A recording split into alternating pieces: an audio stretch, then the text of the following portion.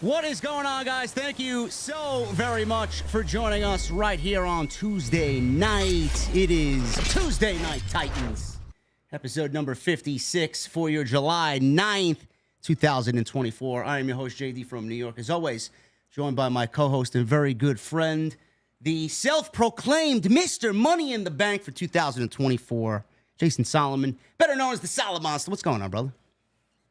So are people going to complain that I too am a waste of a Money in the Bank briefcase? now that you've built me up in this way? No, man. You're going to waste the briefcase on this guy. No, man. No, you're not a waste. The briefcase in your hands, I think, would be very good creative, honestly. Good. I'm glad to hear you feel that way. Yeah. Gotta get that little gold arrow off my face. Drew McIntyre cashed in Money in the Bank, and the internet went berserk over. Literally, there's like a gold arrow on my face. Is that what you were talking about? I'm sorry. What did you think I was talking about? Gold arrow. What does that even mean? Listen, man. Listen, people in the chat. I was sound checking with this guy. I'm just freaked out because there's like a huge flying ant in here. Again with the bugs. This guy's talking about gold arrows. I'm like, what the fuck is this Again guy with the bugs. About? He's blaming me, by the way, for the bugs. Like I somehow bring them. Whenever we're doing a show now, he has bugs. It's like the fucking the 7 deadly diseases of Egypt, or whatever the fuck they were called. I don't know. This guy's gonna be my new gimmick. If I ever step into the ring, I'm gonna be the Golden Arrow. It's gonna be my new name. The people are gonna go, "Why the Golden Arrow?" I'm gonna go, "I have no fucking idea. Go ask him." Fucking asshole over here on Tuesday nights on a gold arrow on my face. Man, listen, we got a lot to talk about. It was a big weekend coming out of Money in the Bank. Lots of big news coming out of Saturday, going into Monday. John Cena has announced that he is officially retiring from professional wrestling. You would have thought by listening and watching Money in the Bank that WrestleMania would have been his last match. I thought I was going fucking crazy. The chat was like, oh, no, he's staying until December. He's got 40 dates. I'm like, that's not what I heard. So John Cena, he will be retiring at the end of 2025 with WrestleMania 41 being his last WrestleMania. We will go over what we think of that topic and that announcement, how important John Cena has been in WWE, for WWE, outlasting several of the biggest names in the history of the company. As a man that's been on top longer than, correct me if I'm wrong, Jason, Stone Cold, The Rock, Hulk Hogan, and he's basically, like Michael Cole says, I would not even argue if you want to say he's the greatest of all time. I would not argue anybody. Well, I wouldn't say that, but we can talk about that. But yes, as far as longevity on top, like a top star, I mean, you can look at someone like The Undertaker, but The Undertaker was never really the guy, right? They never built the company around him. He was never the face of a certain time period. Nobody had the kind of longevity on top that Cena had. But you could look at that as a plus, or you could look at that as a negative, because as you well know, for so long, Vince McMahon was so seemingly resistant to creating another top guy at his level. And people had their legs cut off in the middle of, when it looked like maybe they were starting to get over. So, there's good and bad to that. It's not Cena's fault necessarily. But yeah, you would be hard-pressed to find anybody who had the kind of run on top for as long as he had.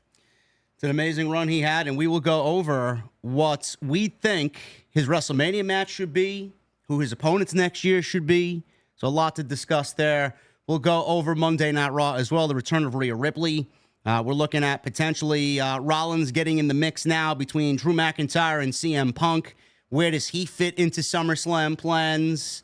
We will talk about that. Chad Gable and the Wyatt Sicks. That continues to be building towards something potentially at SummerSlam. Braun Breaker, the other big thing coming out of Saturday, besides Drew McIntyre failing his cash-in and the IWC going crazy, was that Braun Breaker was buried on Saturday. I don't know. I think it's this guy over here sitting next to me that said literally last week that if he loses, which we both thought he would, it's not going to be a bad thing. And man, oh man, the creative, it would be so easy for him to kind of pick up momentum again following the loss on Saturday going into Monday Night Raw, Jason. And they did exactly that on Monday Night Raw, man. I wonder who said that.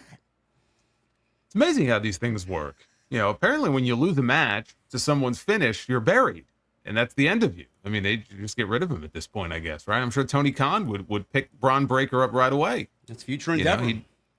Yeah, of course. They may as well just get rid of him. Apparently, he has no value left. Unless you watched Raw last night and you saw that Braun Breaker is going to be just fine, which we all knew he would be. And not only that, but, the way the things were left with him last night, literally standing on top of the announce desk, standing over both of his adversaries who were laid out on the ground. He looked like a fucking beast standing on top of that announce desk. I don't know. He looked pretty good to me coming out of Money in the Bank. I cut a great promo on Raw Talk, too. If you guys watched WWE social media feeds, Braun Breaker just basically, he didn't go scorch earth, but he was very Steiner-like in his promo. I just love the way, if you notice, when Ilya Dragunov came running out to go check on Sami Zayn, and they kind of passed each other in the aisleway, and Braun's looking at Ilya, and he's making fun of him, like, oh, I'm so scared. I'm like, oh, this guy's great. This guy's great. He's so great. Oh, man, we'll talk about that as well.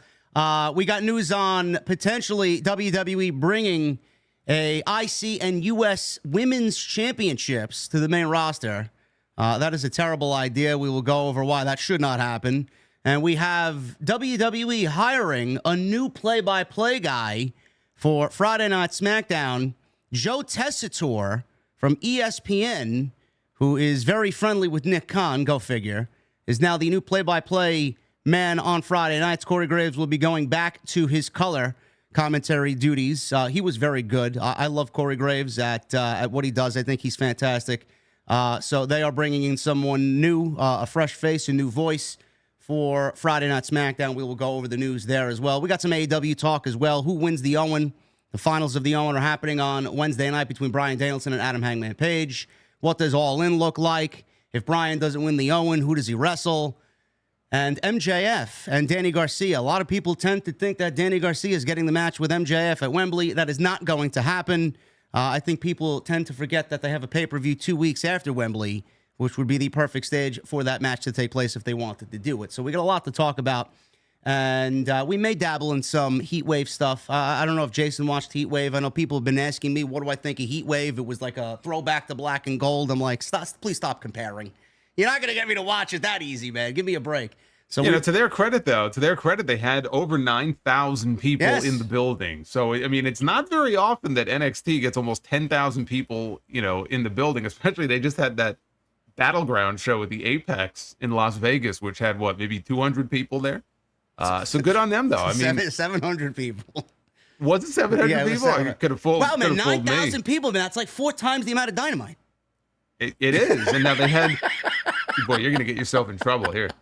Now, they did have the advantage of running, the same weekend, the same venue, people in town for, SmackDown and Money in the Bank, which I'm sure was very helpful. Would they have had 9,000 people in that building if it was just a standalone weekend for NXT? Probably not. They probably still would have done well. Maybe not 9K, but good on them. I can't remember the last time NXT had a crowd that big. Can you? I can't think of the last event they would have had. Not Takeover. Stand and Deliver in Philly. I don't even know that they had that many people. I think they had 11,000 there. Okay, yeah. All right. You may be right, but you don't hear about that very often. No, Toronto's a great city. Never been. I'd love to go at least once in my lifetime. But, they showed up all weekend for WWE. So we got a lot to talk about, guys. Quickly, let me get the bullshit out of the way. Follow us on social media, at JD from NY206. And Solid Monsters' Twitter is also linked down below in the description. Please go and follow him on social media. And please hit that subscribe button for both of our channels. Everything you need is linked down in the description below. Hit the thumbs up. We would love it if we could get as close to 1,000 likes as possible. TNT, after the fact, when Jason and I are done here, the view count has been absolutely incredible. You guys are having the show reach anywhere between 40 and 50,000 views on a weekly basis. So we both very much appreciate that. So make sure you guys hit that thumbs up if you have not done so and you are in the live chat. And super chats are always appreciated. Never required, but always appreciated. We will hang out with our drinks at the end of the show, as always, and go over any questions, comments, and concerns. And as always, Jason, I will leave it up to you. What do you want to talk about? Well, since you hit me with the briefcase at the beginning, we may as well start there. Let's start with Drew McIntyre. and Money in the Bank this past weekend. We talked about it here on TNT last week as far as what we thought was going to happen on Saturday. And it played out exactly the way that I laid it out. Not only with Drew McIntyre winning Money in the Bank, but then going on to cash in later in the show, losing. Now, I think most people would have expected CM Punk to make an appearance, but now I even said he's going to get pinned for the second month in a row by Damian Priest. And that's exactly what happened. And I thought it was great. Predictable as it may have been for some people, I always say it. Predictable does not always mean bad. Those two things don't necessarily always go together. Sometimes. But in this case, to me, the finish made all the sense in the world.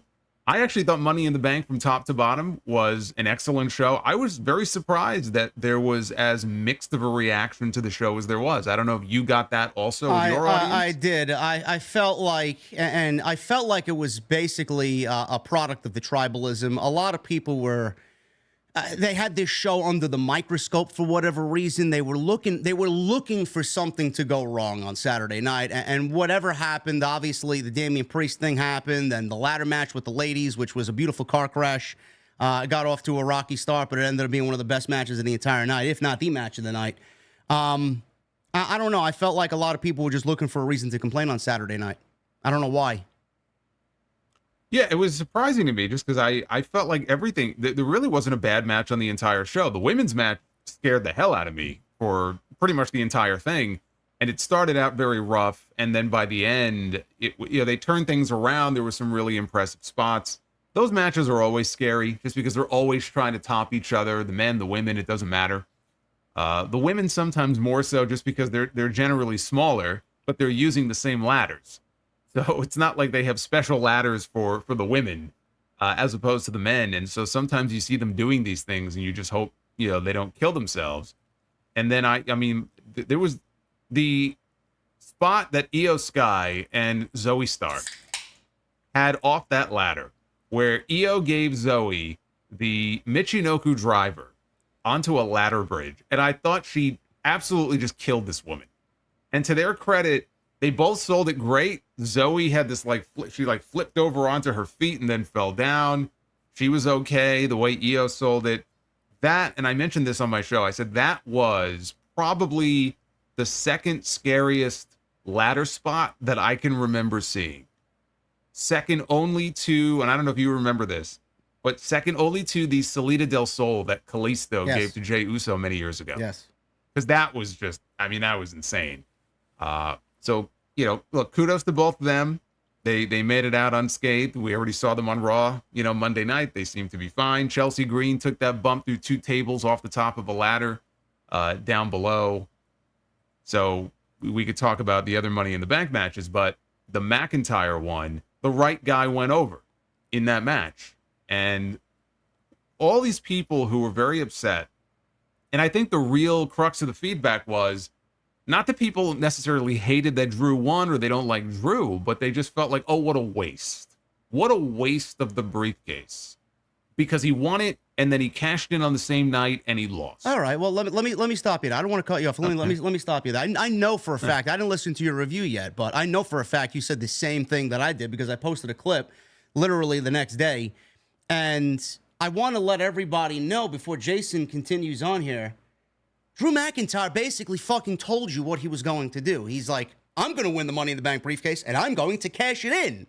So he did. Well, I don't understand why everybody's so upset about it. He told you what was going to happen. He lived through all the Money in the Bank bullshit. He got the briefcase. He cashed it in. He did exactly what he promised he was going to do. So what's the problem? And then on the flip side, CM Punk, he told you at the last post-show press conference in Scotland, over his dead body, as long as there's breath in his lungs, he's not going to let Drew McIntyre get anywhere near the WWE World Heavyweight Championship. So we have two guys basically living up to their promises, and everybody's like, I don't believe this was a waste of a cash-in. I mean, they just basically fucking told you what was going to happen, and you're still complaining about it. And I think they were upset because people were hoping, or they would have rathered that Punk, pushed him off the ladder.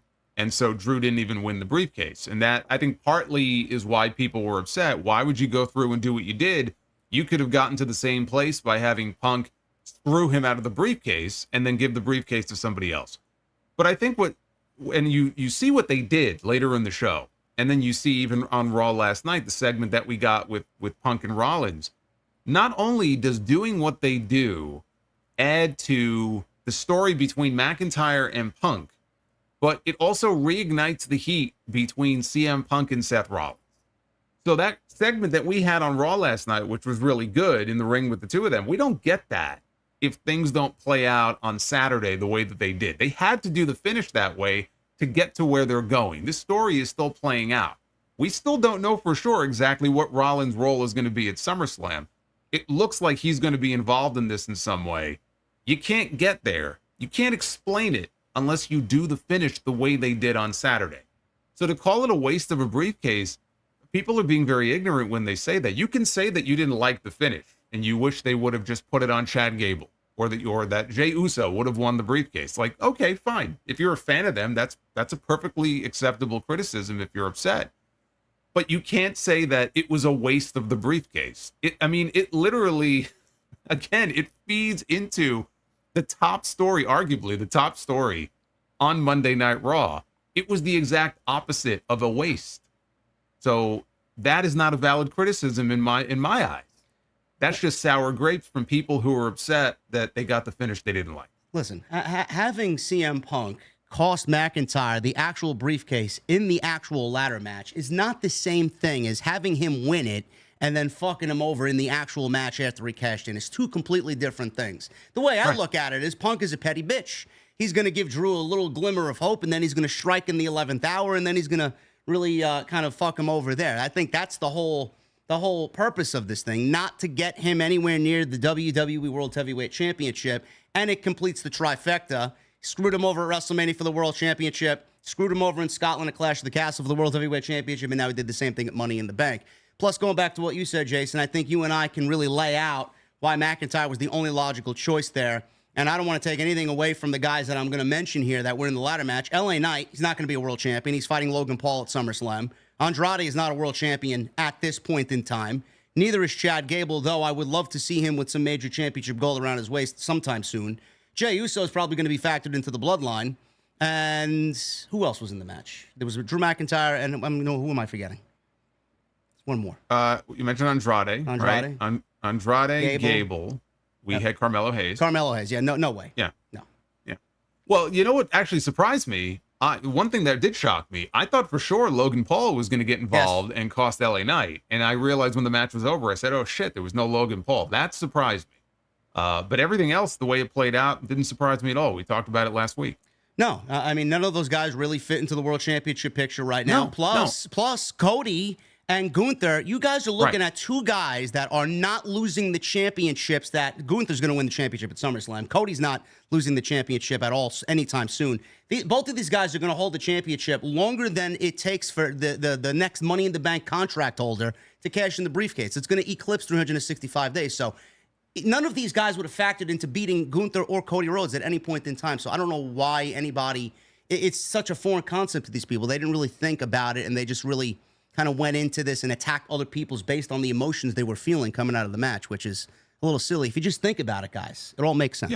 Yeah. I mean, realistically, none of the other people in that match, had they won the briefcase, I don't think we're going to actually cash in successfully. I think it would have been a failed cash in no matter what. Yeah. And like you said, whether it's Cody and Gunther or whoever the champions are, I don't envision a scenario where there would have been a cash in. So this group of people, I don't think it would have made a difference one way or the other. And again, I just think people are upset that you go through this whole ladder match and then somebody wins, and before the night is over, you've already done the cash in and they don't even have anything to show for it. Yes, that's the point. That was the whole point of doing it the way that they did. That's why we got unhinged Drew McIntyre after the show, elbowing referees and beating up Adam Pearce, who then suspended him. And then we got one of the greatest tweets of the year from Drew McIntyre yesterday, calling Adam Pearce an incompetent bald bitch.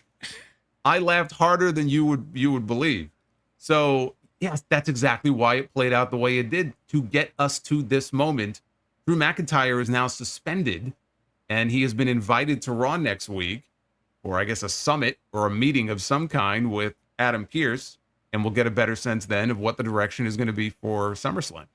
Do you think some of these people are still very conditioned coming out of the previous administration, thinking that A Money in the Bank briefcase holder needs to hold it for 6 months, 9 months, almost up Yes. to a year. I don't understand why people think that they need to have the briefcase on television all this time instead of using it to tell a greater story, which in this case only upped the ante for CM Punk and Drew McIntyre. And you can see where things are going right now. Another little asterisk that I didn't even mention here. WWE is bringing back Bad Blood in October. Who do you think is going to be inside Hell in a Cell celebrating the 27-year anniversary of the first ever Hell in a Cell match between Shawn Michaels and The Undertaker? It's going to be CM Punk and Drew McIntyre. They're setting it up so that when the feud gets to that point, it's at its maximum level. Love it. Although there are some people who are trying to convince me that, it's going to be Rhea Ripley and Liv Morgan in Hell in a Cell, or they'll do more than one Hell in a Cell. No. If they only do the one Hell in a Cell, it's McIntyre and Punk. Again, preconditioned because when Vince McMahon held that show, there was 3 Hell in a Cell matches on one show. No, thank you. Yeah, no, we don't need. If they're going to bring it back, you build up one really big cell match for that show, and right now there's only one feud that would warrant it, and it's CM Punk and Drew McIntyre. So everything is set in motion perfectly for that. So I love what they did. I have no complaints about the way that they did it, even though it was predictable. I thought it was fine. And again, top to bottom, I just thought it was a really strong show. Braun Breaker and Sami Zayn, you mentioned Braun. They had a very good match. Again, surprising to me that they had Sami beat him clean with his finish like that. I thought it was going to be a roll-up or a flash pin or something like that. He would catch him, unexpectedly.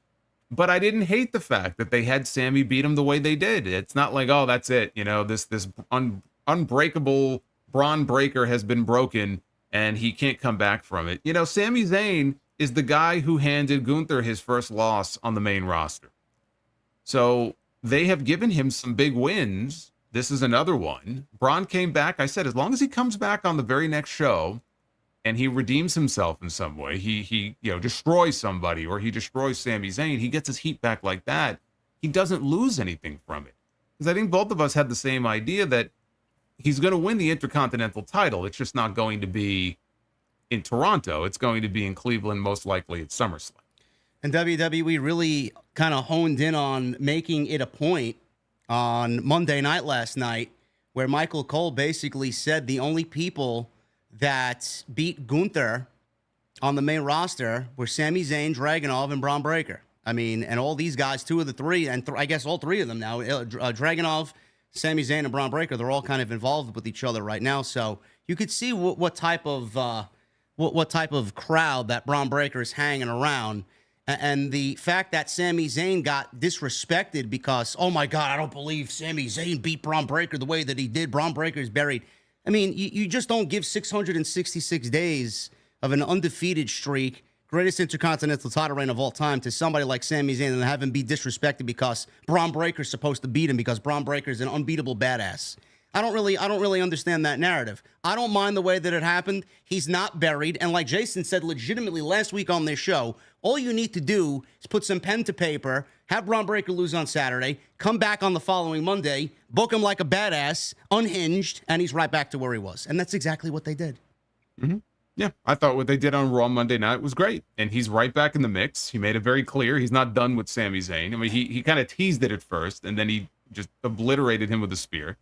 Ilya Dragunov is being worked into it, which I think is great. I thought maybe Sheamus and Ludwig Kaiser would be involved. It's possible Kaiser is going to be out a little bit longer, maybe than they expected. Sheamus looks to be moving in a different direction with Pete Dunne, so that's fine. If we end up with a 3-way or a 4-way involving Dragunov and Sheamus, I think it would be a fantastic match. And we are still going to very likely get Braun Breaker Intercontinental Champion on a bigger stage. So his progression has been fine. I have all the faith in the world in the brain trust there. Just the way they've booked him up to this point, they know what they have in him. He really is a generational talent. He has something about him that a lot of people don't have. And he's a freak athlete, and he's going to be just fine. I think people, again, they just overreact sometimes to these things, and they just need to take a breath or take a pill, whatever it is, and breathe, because Braun Breaker is going to be just fine. Of all the people on that roster to worry about, he's not one that I'm really concerned about. No, everybody will forget about what happened on Saturday at Money in the Bank when he wins the title at SummerSlam. And I feel like with Breaker when he wins the championship, you mentioned Kaiser. I could see Kaiser getting his shot at Berlin, potentially against Braun Breaker. I think he would be a great opponent for that stage there if he's ready to come back, to get him back into the Intercontinental Championship picture. But yeah, Braun Breaker has been unbelievable, and I love the fact that he's been featured the way that he has, and he's one of the best things about Monday night. So nobody has to worry about anything. I think everybody just really went into that with their emotions on 1,000, and there's nothing to worry about. Moving on, I have 3 other notes here from Money in the Bank. Let's go to Miss Money in the Bank, Tiffy in the Bank. If you guys want your Money in the Bank contract to be held for a little bit this year, there's the woman that's going to do it. She won Miss Money in the Bank. Obviously, this was the right call. There was really nobody else in that match. Potentially Chelsea Green being the hometown favorite. She got a great reaction on Saturday night. She was definitely the dark horse pick in that match. You could have made a case for Naomi. You could have made a case for Lyra, but none of them would have been the right decision over Tiffany Stratton. And now we look towards SummerSlam, Jason, where Nia Jax is wrestling Bayley for the WWE Women's Championship. Do we get an early cash-in for the ladies? Do we get Tiffany Stratton cashing in at SummerSlam and becoming the new women's champion there? I think there's a very good chance that that's what's going to happen. I think you're going to have over the next few weeks, Nia is going to keep her very close because Nia knows she's next in line for a title shot, and her new best friend over here is walking around with the briefcase. So she might, kind of keep an eye on her a little bit closer. And then I've always felt there's a very good chance Nia would beat Bayley at SummerSlam, and maybe she will, and then Tiffany is right there to cash in. It feels to me like SummerSlam is probably the likely time for her. I mean, she's got a year. But yeah, it feels like that might be where we're headed for SummerSlam. And maybe Bayley retains, but then Tiffany cashes in. Tiffany was the right choice there. No surprise coming out of that match, which was, in some people's eyes, the match of the night. I know it got started off a little rough, like we talked about earlier. Jason talked about Zoe Stark and Io. I mean, some of the bumps in that match were just absolutely ridiculous. But at the end of the night, I would say that was probably the best women's Money in the Bank ladder match that we've ever gotten. It was a beautiful car crash. You could not turn your head away from what they were doing there, no matter how crazy it got. And all 6 ladies absolutely deserve a pay raise for the night. They killed it, and Toronto loved it. So if you didn't like that match and you had a criticism based on what they did, maybe you need a new hobby, because I loved everything that happened in that match. No, I mean, look, some people don't like those types of matches. Yeah. I sometimes don't like those types of matches. I watched the TNT title ladder match of Forbidden Door, and not that it was a bad match, but I just found myself, with the exception of a few spots, I remember Takeshita hit a blue thunderbomb off the apron through some tables, and there were some moments in there, but yeah, you just kind of get numb to it, because it's just sometimes it feels like it's just a collection of spots. And it's one right after the other, and it's like, all right, whatever. Well, and then sometimes plus we've gotten overabundance of ladder matches in the last few years too. We got a lot of ladder matches. We got a lot of ladder matches, more than we need. So maybe they don't feel quite as special as they used to. But again, in this case, it started rough, it ended strong. I thought both Money in the Bank matches were excellent. I thought that the main event of the show, they actually closed with the 6-man tag, which was surprising, if only because it made you think something was going to happen. They were saving something for the very end. So I would say that if you thought it had a flat ending, yes, the ending of the show was a little flat. But even the main event, I thought was very good. It was, chaos. We got to see Jacob Fatu make his in-ring debut in WWE, which I know is something both of us have been looking forward to seeing for a while. And again, the first night in, and he's no-selling the Randy Orton draping DDT. You would think that Randy, with all the years in the business that his family has, you would think that he would know, you don't want to drop a Samoan on their head. It's not a very effective move. And so Jacob Fatu, he pops right back up to his feet, and the look on Randy's face was priceless. Yeah, we had a Jeff Hardy whisper in the wind by Jacob Fatu. I made the comment. I said, it's too bad Jeff Hardy is not the same Jeff Hardy, physically, that he was 6, 7, 8 years ago, because once upon a time, Jeff Hardy and Umaga had some badass matches in WWE. And there's a lot in Jacob Fatu's offense and moveset that reminds me of Umaga. And obviously, they're all part of the same family tree. But imagine him and Jeff Hardy, in a program together, how great those matches could have been. So I thought he looked great. And that was just a small taste of what he can do. But he has already, in the span of a few weeks, I mean, he just feels like a natural part of the bloodline. And he hasn't been around for more than, 2 weeks? 3 weeks? Yeah. Yeah. It's like he's been a part of it the entire time. So Solo Sikoa beating Cody Rhodes. As I said last week, if that's the match for SummerSlam, then he should beat Cody Rhodes. It's the finish that made sense, if that's the title match they're setting up for. So they've done everything that they can do. Even the people who still look at Solo and they find him to be a pretender and I can't really buy into him in this role, that might be by design. He's assuming a position that doesn't really belong to him, and then soon enough, we'll get the return of Roman Reigns. Well, to be fair to him, he's actually stepped it up quite a bit in the last 3 weeks. Yeah, he's looked great and sounded great, too, so. Yeah, so that's what I was going to say, is that these last couple of weeks, from the Paul Heyman attack to what we saw on Saturday, this is the best usage of him so far in this role. Some people are still not going to buy him in that role. They may not want to see him in the main event at SummerSlam. Yes, there are much better matches that you can come up with. Story-wise, though, it makes more sense for him to be wrestling Cody than for Cody to be wrestling Fatu, right? That might be a better match, but it would make a lot of sense to be doing that right now. So they did what made sense. Triple H has his stories that they are telling right now. The direction seems to be clear for SummerSlam, and they're setting up now for, I would say a good chunk of the SummerSlam card is pretty much locked in at this point. But you have 2 title matches that, as things currently stand, they are not the strongest title matches that they have booked for SummerSlam. I will admit that. But again, they've been building to some of these stories for quite some time. It shouldn't be a surprise. Yeah, keep that thought. We'll go over the SummerSlam card on what it potentially could be shaping up to be. But going back to the Solo Sikoa and Cody Rhodes incident at Money in the Bank, where Solo pinned Cody, the whole match was supposed to be about getting Solo to a point where he's a believable contender for Cody Rhodes in the WWE Championship, and that's what they established. One of the criticisms, Jason, coming out of Saturday night was that that's all Jacob Fatu did. I expected a lot more from Jacob Fatu. Ha, ha, ha. What happened there? I didn't really get a sense of who he is and what he's about. And I'm expecting what? I came on Saturday night and I love making people look stupid. I'm like, why would you want him in his first match to do what he really could do, outshine Solo, and then fucking blow everybody out of the water in that match that's not about him? It's about Solo being a challenger for Cody Rhodes at SummerSlam. Right. If Jacob Fatu went into that match and physically did what he's absolutely 100% capable of, nobody's talking about Solo Sikoa. That's what people don't understand. It's not about him. When he gets in the ring with Roman, then you're gonna see Jacob Fatu do what he's got to do.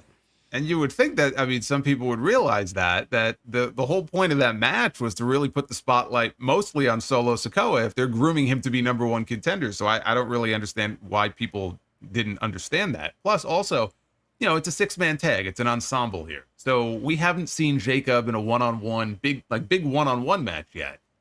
He's only a few weeks in. So, give it time. He gave us a taste of what he can do. He's the enforcer. He's the enforcer for Solo because the focus is on Solo right now. So I thought they gave you just enough of what you needed to see. Tonga Loa. Did you see? Yes. Did you see the slow-mo of that spot later? Yeah. Because people were uploading a video of the low blow spot. Yes, I saw it, and I laughed. I laughed my ass off. And again, people put the show under the microscope that it was, and I'm sure it was the brunt of many jokes backstage. And now you know why he wasn't in the match. That's all I had to say there. I didn't know it was that bad. Like when I initially saw it, I was just like, it looked like he missed the first low blow because he had to go for a second one. So that was like, okay, I thought that's what people were talking about. And then I saw from the angle as Tama Tonga is hanging upside down there in this package pile driver position, and then his own brother kind of bonks him on the head, and it was like a Three Stooges routine. I'm like, okay, so that's why Tonga Loa was, he was on the outside of the ring. But people were pointing out, like, look, when he debuted at Backlash, right, he didn't make it in time. If you remember, he came out from under the ring, and he was supposed to break up the pin, and he was late. So it's like, okay, I could see that there may be some more of this in the future. But, yeah, I just thought that was fucking hilarious. Listen, man, not everything's going to go the way that it's planned. No. It happened with Damian Priest and Seth Rollins. Let's get into that here. The World Heavyweight Championship match saw a major botch. I didn't really know what was going on in the moment. I'm like, all right, let's see how this thing plays out here. Because the one thing that I noticed was that when the 3 count was stopped and Seth Rollins and the referee were looking at each other, and I saw Damian Priest make a hand motion there, I didn't know what was going on. All of a sudden, about maybe 6 or 7 seconds later, the lights kind of come on and Drew McIntyre's music hits. I wasn't sure if they had a late cue on the music or if Damian Priest really got fucking blasted with a knee in the counter to that Falcon Arrow, and he got knocked silly for a little bit and then forgot to get his shoulder up. I didn't know what was going on there, but Fightful is saying here that they spoke to some people backstage in WWE, and they claim that Priest was supposed to kick out based on the chatter after the show, including Triple H addressing as much on the post-show after Money in the Bank. Priest was said to have been fine in the immediate aftermath. As for referee Rob Zapata, him actually counting the 3 would have resulted in the title switching to Seth Rollins. Now, because of that, the Drew McIntyre cash-in would have been a one-on-one match, and the no DQ rules would not have applied, and Punk's attack would have not been deemed legal. Rollins' stipulation of not challenging for the world title would have been invalid, and WWE would have been put in a corner where Priest was no longer in the Judgment Day. It was made invalid the next on Raw Monday night. They made it invalid. So I mean, this one thing. If the referee counted 3, there was a fucking slew of, oh my God, what are we gonna do here, man? It's just a whole bunch of bullshit happening. So in one WWE backstage source said that it was an unfortunate situation, but those don't usually happen with Damian Priest, and he's probably more bothered about it than anyone, considering how much he gives of himself. It would be silly for anyone to hold this against him. It's just a shit happens situation. Also, some assume that McIntyre's music hitting would have also interrupted the counts. Nobody would confirm or deny that to Fightful, but one producer says that wasn't the vibe that they got based on Triple H's comments, and the same producer said that the music shouldn't stop a pinfall count anyway. Really? It's happened before. No, yeah, it's happened before. I said it that night, and I don't. Fightful can report whatever. It was a music botch. I mean, it was clear as day to me watching it that the music was supposed to hit earlier than it did. Because I was looking at Priest, and Priest didn't look loopy or anything. No. He was actually, while he was laying there, he was like yelling something up at Seth because I think he realized, like, fuck, what's going on here? Now you could say that he should have gotten a shoulder up anyway. You could say that. If you're ever in a situation like that. How do you know in that moment, though? Like, you think in that moment the music's going to hit, and then, all right, I'm not going to get my shoulder up. But how do you know to get a shoulder up? Because you don't know if the music's going to come on or not. Well, that's the thing. I mean, so it's easy to say, that he should have gotten his shoulder up. Yes, he could have. But if the idea was the music would already be playing, and he's thinking, okay, any second now, you literally have a split-second decision to make in that situation. Like, it's weird I even remember this, but it reminds me, there was a title match on Raw back in 98. It was the night after Survivor Series, a deadly game. And they had Austin against The Rock. And I remember it was a hot crowd that night. And Austin gives Rock a stunner, and he goes to pin him. And the idea was Ken Shamrock is going to pull the referee out of the ring at the very last second. And he waited until the very last second to do it. But if you watch it, and I remember this, Rock, he kicked out. Which, again, he wasn't supposed to, but he got a shoulder up and kicked out of the stunner at the very last second because it looked like he was worried that maybe the spot wouldn't go off the way that they had planned it. So he got his shoulder up anyway. And I don't know why that still sticks out in my mind. So could he have done it? Yes. But again, I don't really put the blame on the wrestlers in this case. I think it was more of a production issue. It didn't happen. It's unfortunate because it made it look like Rollins got fucked over, which, I mean, he kind of did. But in the end, they still got to where they needed to go. They couldn't have the referee counted as a shoot for all the reasons that you just mentioned. It would have screwed everything up royally. Yeah. So they just went and did what they did. And, I don't think it's a huge deal, but it's just funny to me listening to that quote. And it's like, oh, Rollins he's not supposed to be able to challenge for the title. I'm like, dude, like you literally had Damian Priest just go undo all of that on Raw last night by saying, yeah, I know we had a gentleman's agreement, but yeah, whatever. I'll give you a title shot after I beat Gunther. It's like, okay, well, you just undid it anyways. What's the big deal? What does it even matter?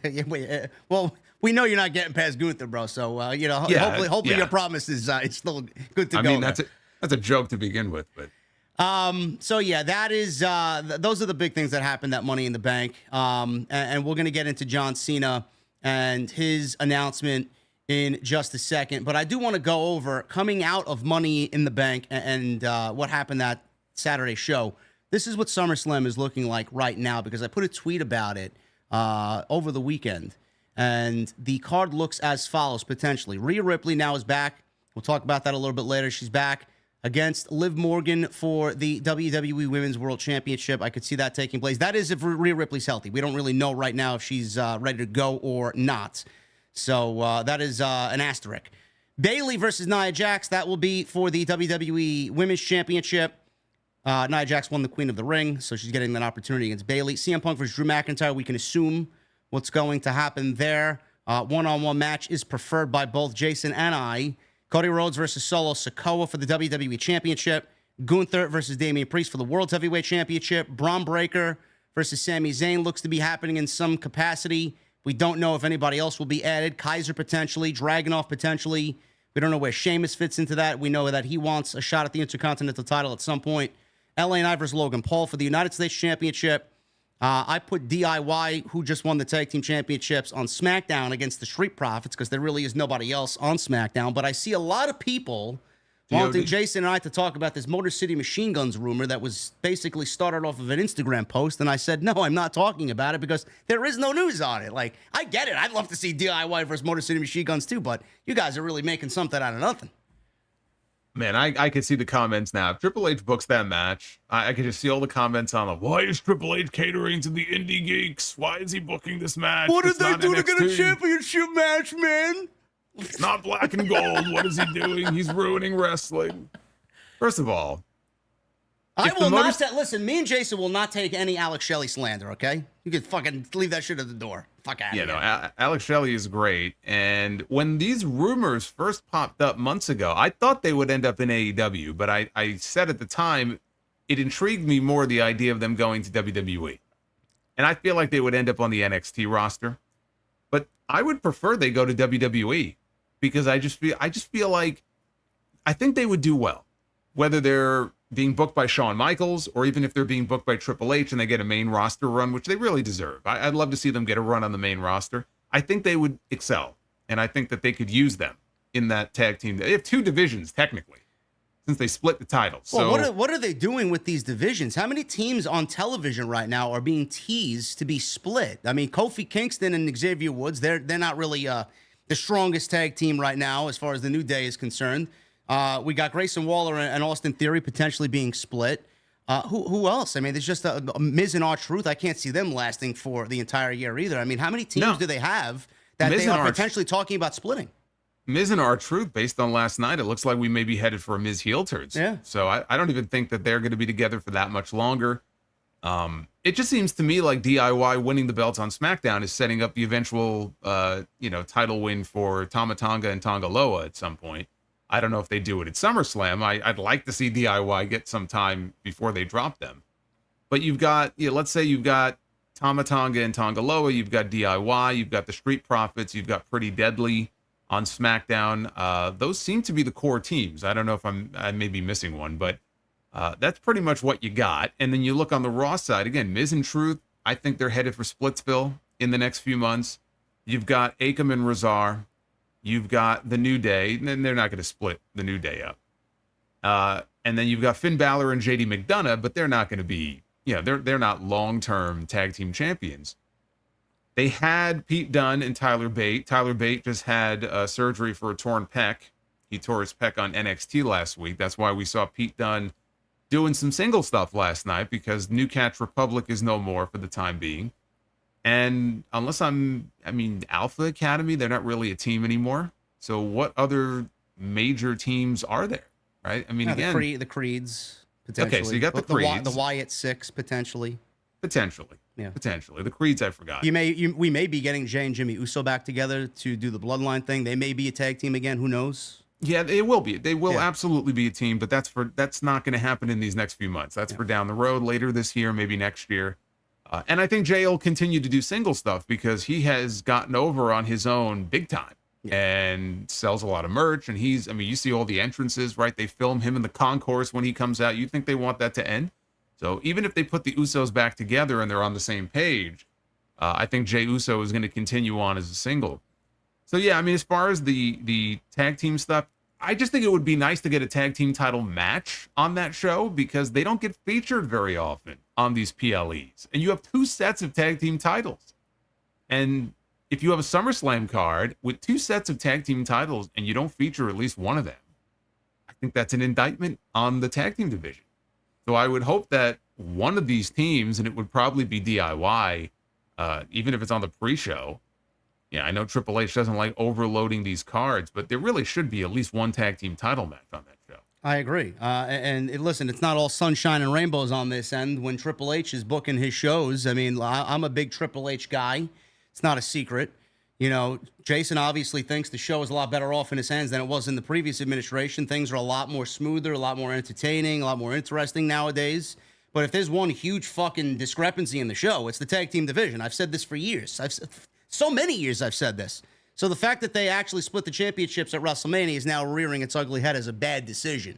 So yeah, I wish that they would go back on that, but I don't see that happening. But I really do wish that they would make one set of titles and that's it. Yeah, and so to bring this back, I think the Motor City Machine Guns, if they did sign with WWE, which is not confirmed, again, this is all just rumor and speculation right now, I think they would be a great addition to that tag team division. They can still go. You know, I know that it's been 20 years, 20 plus years. If you have seen them on the independent scene anywhere, if you have seen these guys together, they are as good now as they were back then. And it's not too late for them to get that run. I would love to see them get it. But just because Tommaso Ciampa posted a picture on Instagram, that is not confirmation of anything. So there really is no actual news to report.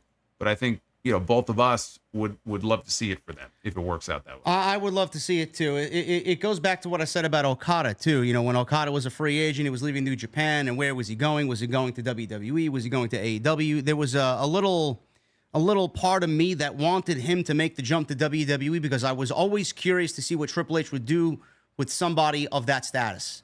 And he ended up going to AEW, and he's great there, and he's just kind of created this new thing for himself, and he's kind of fitting into what they're doing over there. So I don't really mind it now after the fact, but there was always a small part of me that wanted to see him in that environment. How this, you know, the evil empire would book somebody the likes of Kazuchika Okada. But, you know, I say the same thing about the Motor City Machine Guns. I think they would be in great hands under Triple H. I mean, who was it? Saban was in NXT, wasn't he? For a little bit with Kushida? Shelley. No, Shelley came in. Shelley.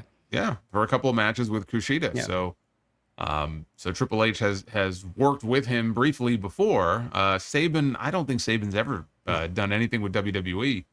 But Saban's been around for a very long time. He's very well respected. And I think under Triple H, if he brought them into the main roster, I think they would do well.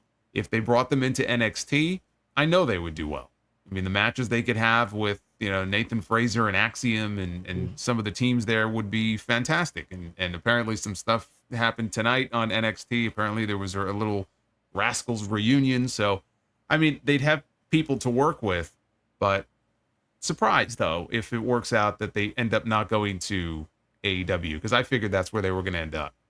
Yeah, that's a good move there. Nash Carter, that's a long time coming, man. That was a fucking absolutely bullshit situation with him. I'm glad he's back. I'm glad that's water under the bridge. And the Rascals are fucking incredible. So, I'm glad that they're there. And going back to the Machine Guns thing, just one last note there. I mean, the TNA partnership with WWE, it would make sense if they go there and work with NXT. I mean, it would be like a home away from home, being that this partnership is kind of blooming the way that it is. So, we will keep a close eye on that, guys, but there is no official news from any outlets right now. It's just a post by Tommaso Ciampa, and that is all. So you wanted us to talk about it.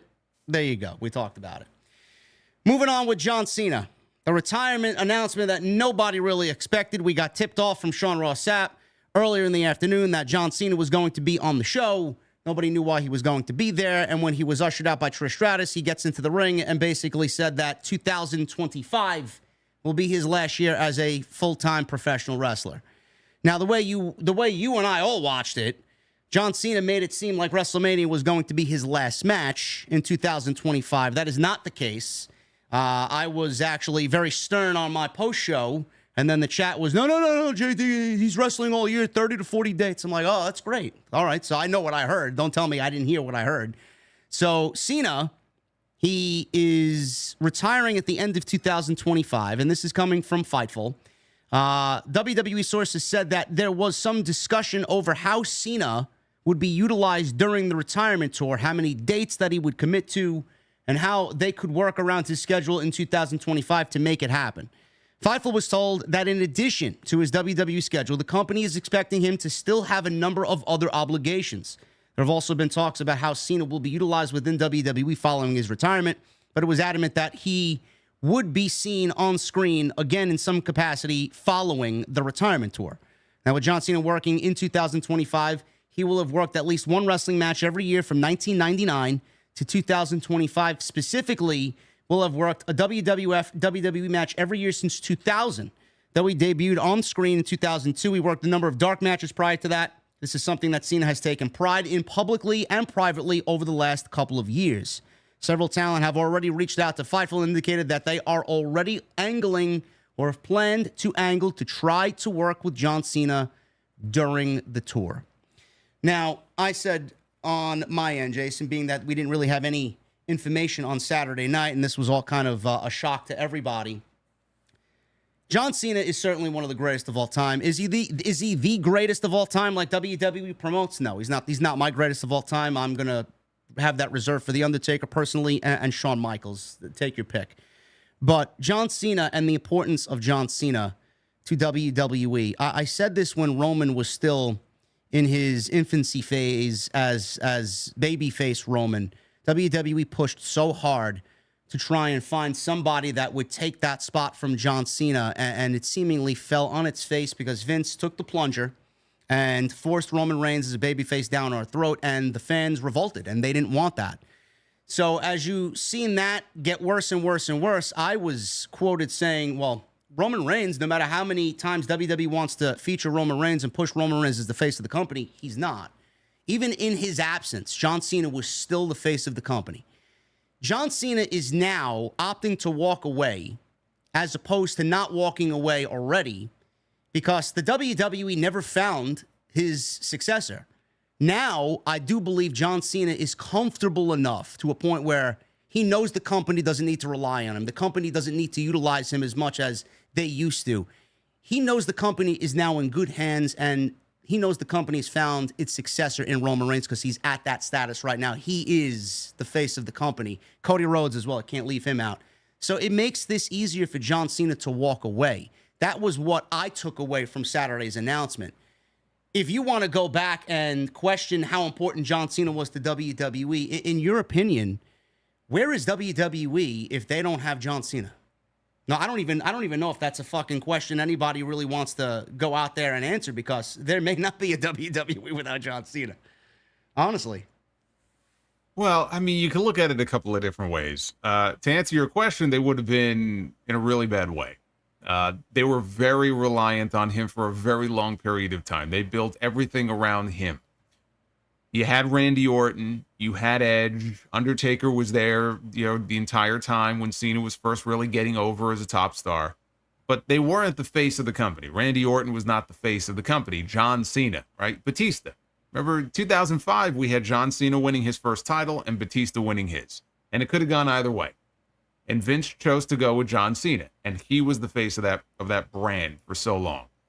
And there were occasions over the years where they could have tried to elevate at least one other person, two other people to similar status, because why put all your eggs in one basket? One guy goes down to injury, and Cena's had a few injuries, and then you're in a really tough spot.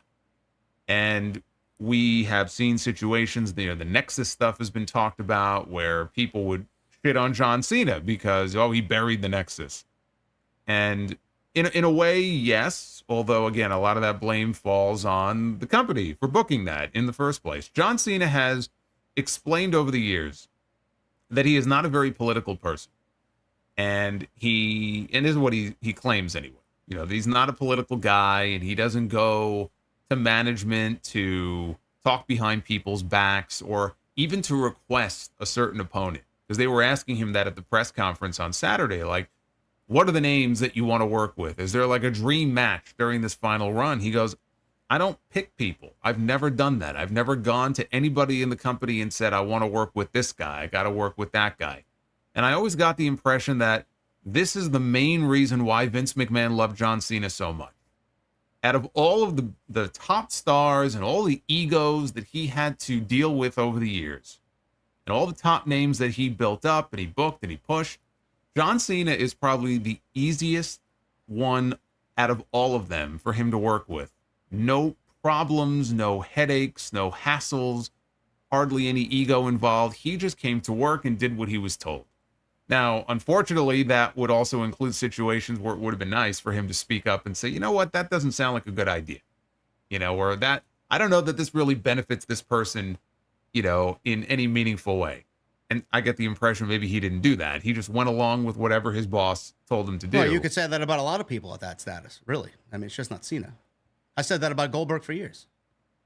Yeah, but again, if so, my point though is that is one of the reasons why I think it was so attractive for Vince to stick with him for so long. He knew he could rely on Cena. He knew Cena was not going to be a problem. He wasn't going to get in trouble with the law. He wasn't going to be an issue. He was safe. He was the safe choice during the PG era. And he sold a shitload of merch. How many t-shirts did he sell in multiple colors over those years, right? Blue, red, green, black, yellow, white, all of it, right? Ran the whole gamut of the crayon box. Hats and t-shirts and stuff. He made them a lot of money. That's why he was resistant to turning him heel in 2012, which would have added this whole new element to his character, and he was all gung-ho for it. And Vince got cold feet and said, no, we're not going to do that. Now, on the other side of it, you have all the stuff he does outside the ring. And if you want to say that he's the greatest of all time when it comes to that, you get no argument out of me. This guy's granted more wishes than anyone in the history of Make-A-Wish. He was the perfect person to hold up there as the face of the company when it came to doing stuff like that outside the ring. And even to this day. And he is second to none. And I think a lot of the stuff he's done is, we don't even know all the stuff publicly that he has done. And I think he should be commended for that. I think that's something that you look for in a top guy in your company. But he was on top for a long time. As we said before, more longevity than most. He was the face of the company for over a decade. Not a lot of people have a run like that. Hogan, that first run starting in 84, wasn't even a full 10 years. Austin, cut short by injury, unfortunately, but not a really long run on top. Rock, same thing, not a really long run on top. Cena had more than almost anybody else. So when you talk about GOAT, it's such a subjective thing. You just said you consider Undertaker, right? That's what you said, Undertaker and Shawn Michaels, either one of them, yeah. Okay, so everybody is going to have a different answer for who the GOAT is in WWE. John Cena himself has said that he thinks Roman Reigns is the greatest of all time. So just goes to show you that everybody is going to have a different opinion on it. Some might say Undertaker. Talk about longevity. Think of all the eras and the generations that this guy, lasted through, all the different opponents that he had. This guy came in and beat Hulk Hogan, his first full year in the company. And yet by the end, he was wrestling. Who was he wrestling there towards the end? I mean, he was getting in the ring with people, that were a hell of a lot younger than him. So who is my greatest of all time? I'm not even sure I can necessarily give you a 100% answer, but what I will say is this. You have Hulk Hogan and Stone Cold Steve Austin. Those are the two most important figures in terms of talent in WWE in the last 40 years. And I just don't think that could be disputed. It's Hogan and it's Austin. And you could go with either one of them as the greatest of all time in WWE, and you get no argument out of me. I tend to lean towards Austin, but again, Hogan, Austin, there are no other two figures that were more important to this company, as far as the company being where it is now, than Hulk Hogan and Steve Austin. Well, so I cannot. Hogan, where's WWE without Hogan? Where's WWE without Austin? So yes, right, that's what I mean. If you have a Mount Rushmore, they're right. up there, number 1 and 2, easy. They're up there easily. easily. And we're talking also peak, like at their peak as well, right? I cannot put John Cena ahead of them. If you want to expand the list out a little bit more, you want to expand the criteria, Ric Flair is in the conversation as well. The run that he had when he was the champion in the 80s, all the different territories, all the different dates, all the different opponents he worked with, and as great as he was in the ring, it's hard to not have Flair in that conversation as well. And Rock also belongs in that conversation. Everybody talks about Austin, but Rock was nipping at his heels right there with him. And even Rock, when he would come back, big business. John Cena was part of those matches in 2012 and 2013, but they're not doing that kind of business if The Rock is not coming back. And those are two of the biggest WrestleManias in terms of box office up until, the last few years that they've ever had. So I can't put Cena above those names. But yes, if you want to say that he's in the conversation, he belongs in the conversation, because let's look at this guy's resume. Talking about the longevity. All right, the championships and the accomplishments and all of the excellent matches that he had, which is something that I don't think he, in the moment, got enough credit for. Even now, I think people have softened, but even now people are like, oh, the 5 moves of doom. Yeah, well, okay, the 5 moves of doom. Look at the greatest matches of John Cena's career. You're going to tell me that he didn't have an excellent body of work when it came to the big matches that he was a part of with people like Edge and Brock Lesnar? I mean, and Shawn Michaels. Just based off what you said here, Pro Wrestling Illustrated has given AJ him Styles. Feud of the Year with Edge in 2006, Feud of the Year 2011 with CM Punk, Match of the Year with Shawn Michaels on Raw in 2007, CM Punk at Money in the Bank Match of the Year 2011, Match of the Year 2013 with Bryan Danielson, Match of the Year with Bray Wyatt, Last Man Standing match at Payback in 2014. You mentioned AJ Styles 2016 SummerSlam. He even won Most Improved Wrestler in 2003. The list goes on, and obviously the championships that he won, I'd be here all night if I was to go over. But yes, I mean, he's also somebody, Jason, like I mentioned The Undertaker a couple of weeks back.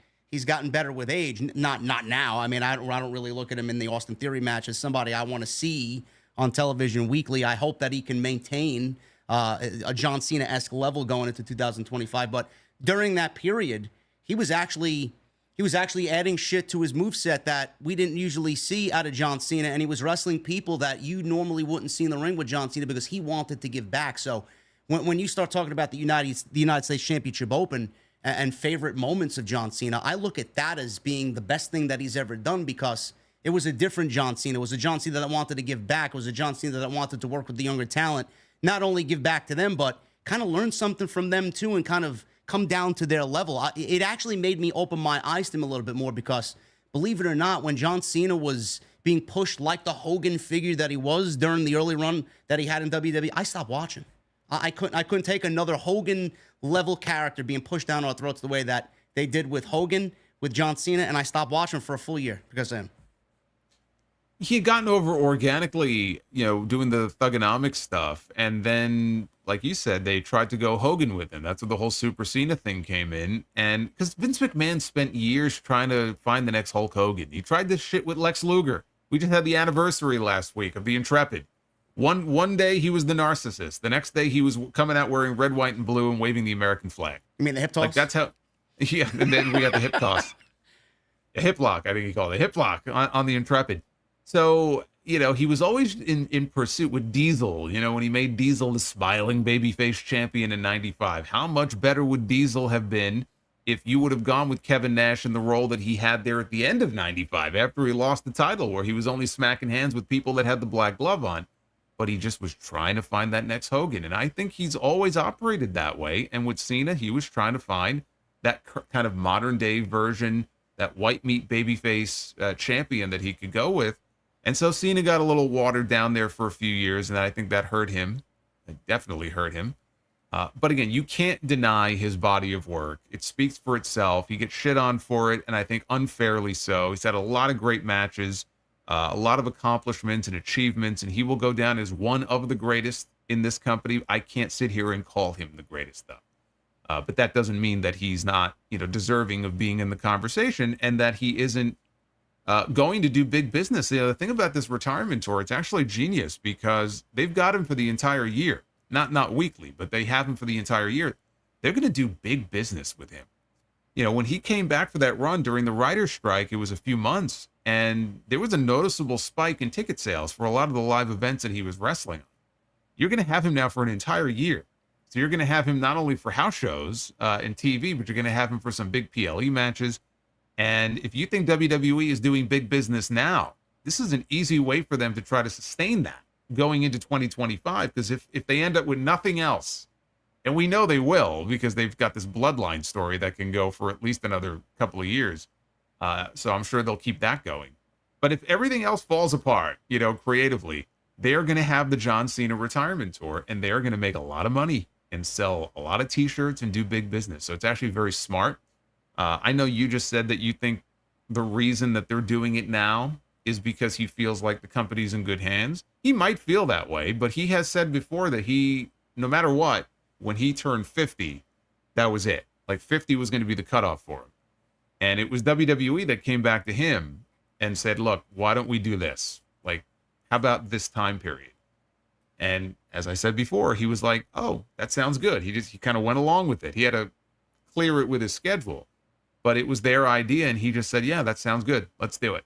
So that's why it's happening now. It could have happened in 2026. It could have happened in 2027.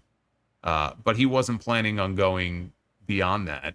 And he made it very clear, like when he's done, he's done. Like we're not going to see him in jorts ever again. It's going to be a suit and tie. You know, the next time we see him, he's not going to be a special referee. You know, he's not going to come back and hit an attitude adjustment. When he says he's done, he's done. We'll see if he sticks to that. How many times have we heard wrestlers say that? But we'll see if he sticks to that. I mean, they all say that, and you got bold Shawn Michaels wrestling in Saudi, and then you got Undertaker. You got Undertaker not wrestling, but showing up at WrestleMania, chokeslamming The Rock. It's like I'm sure we'll see something along those lines, but I think he's got the right mindset. He's 47 years old now. Nobody wants to see John Cena at 49 years old, 2 years older on a retirement tour. So I think the earlier to do it, the better for John Cena. And now the discussion is how do we book John Cena in 2025? WrestleMania is going to be his last WrestleMania, and a big match is obviously going to be had there. It doesn't give you a lot of hope based on what we got with Austin Theory, but hopefully 2025 is a lot better than what we got with Austin Theory. Who do you put in the ring with him, Jason, going into WrestleMania? I know number 17 is going to be a huge factor. I don't know why they wouldn't tell that story. It's right in their face, and if there's a time to do it now, it's the only time to do it.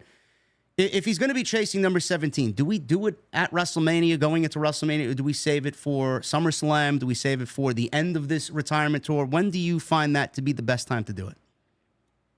So I was thinking about what the best way to go with this would be. So the question is, what story do you tell? I would point out to you that John Cena has not won a singles match, a televised singles match, since Super Showdown against Triple H in Saudi Arabia in 2018. So coming into 2025, this man who was on top, the face of the company for so many years, Super Cena, right? You said that you even stopped watching the product for a while because he was so dominant and being shoved down everybody's throats. We are heading into a year in 2025 where this man has not won a singles match in 7 years. Okay? So that's weird. A story that cannot be ignored. And they were telling it the last time we saw him when he lost to Solo Sikoa. So you can't ignore that story. I don't think he should be coming back and on day one he just wins a match. You've got to play that story out first. So he struggles. And the one idea that I talked about on my show was you have this first Raw on Netflix in January. I think you want to have a big John Cena match on that show. We know the two of them want to work together. Punk said it the other day. I think you do John Cena and CM Punk on that first Raw on Netflix in January. I think you want to do that match at some point for sure, but it doesn't necessarily need to be a PLE match with like a big feud, because he's going to have plenty of other opponents throughout the entire year, as I'll mention in a second. So I think you want a big attraction for that first Netflix Raw. What a big attraction that would be if you do John Cena and CM Punk on that show. So that's one opponent, and I think Punk should win. So that continues the struggles that Cena has had. Now, we know this is going to be his last Royal Rumble. We know it's going to be his last Elimination Chamber. I think you have him in the Royal Rumble, and he falls short. This is maybe his last chance to win and get a championship match at WrestleMania. He falls short. He's in the Elimination Chamber, right? He's got one more shot. If he wins, he goes to WrestleMania. He can challenge for the title of his choosing. He fails there as well.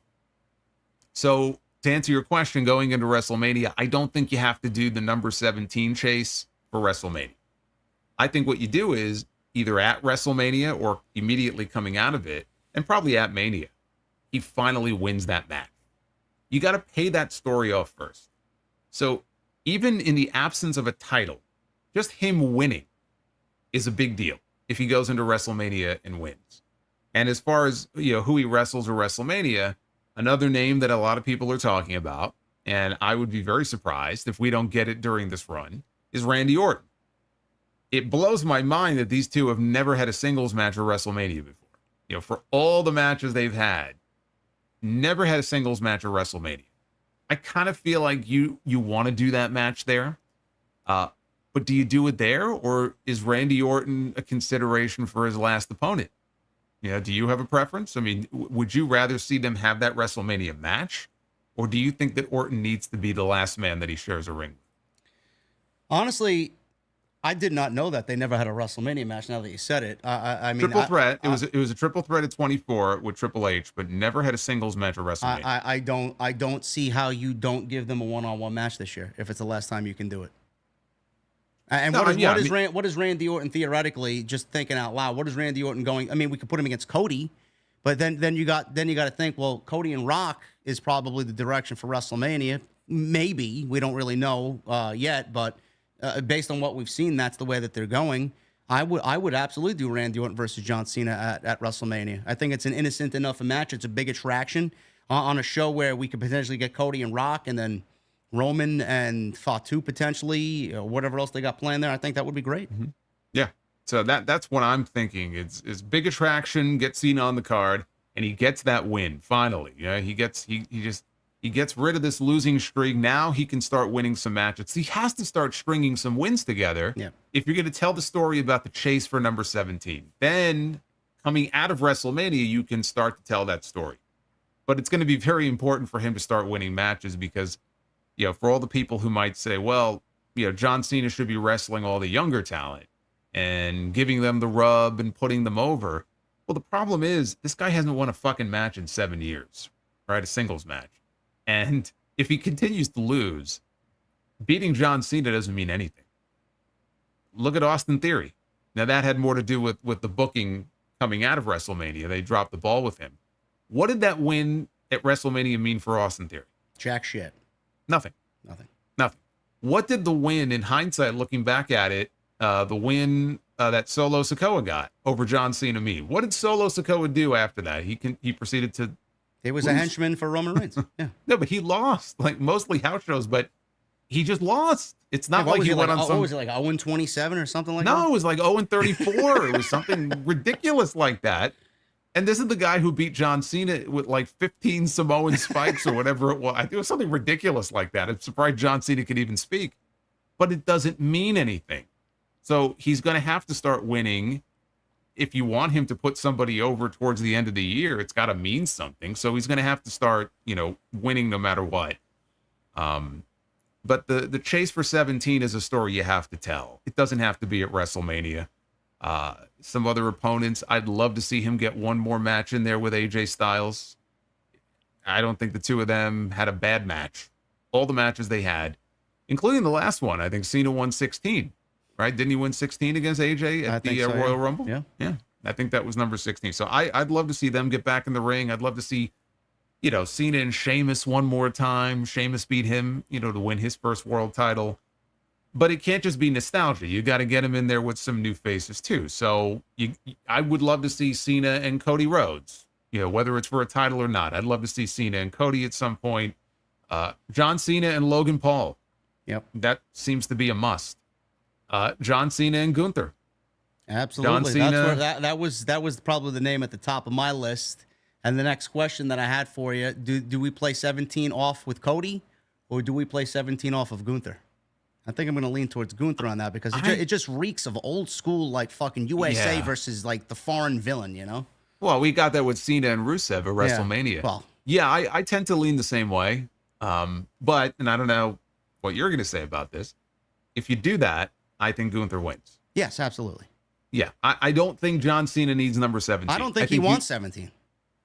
Well, it may not matter what he... Look, Sting didn't want to win the tag team titles and go out, as a winner at Revolution, but Tony Khan talked him into it. So, you could always be persuaded. But I don't necessarily know that he would lobby against it. Again, I just feel like Cena's willing to go along with whatever the company wants. And if Triple H says, hey, we're going to put the title on you for, a day or whatever, and then you'll relinquish it, or we'll put it on you and then you'll drop it, he'll just go along with it. I don't know that he would necessarily fight it, but I don't think he needs number 17. So I would definitely tell that story of the chase. There's money in the chase. I like the idea of playing off of Gunther as the one he has to conquer, to win it, but then he just falls short. Yeah. He puts up a valiant fight. He gets the shit chopped out of him. He comes close, but he falls short in the end.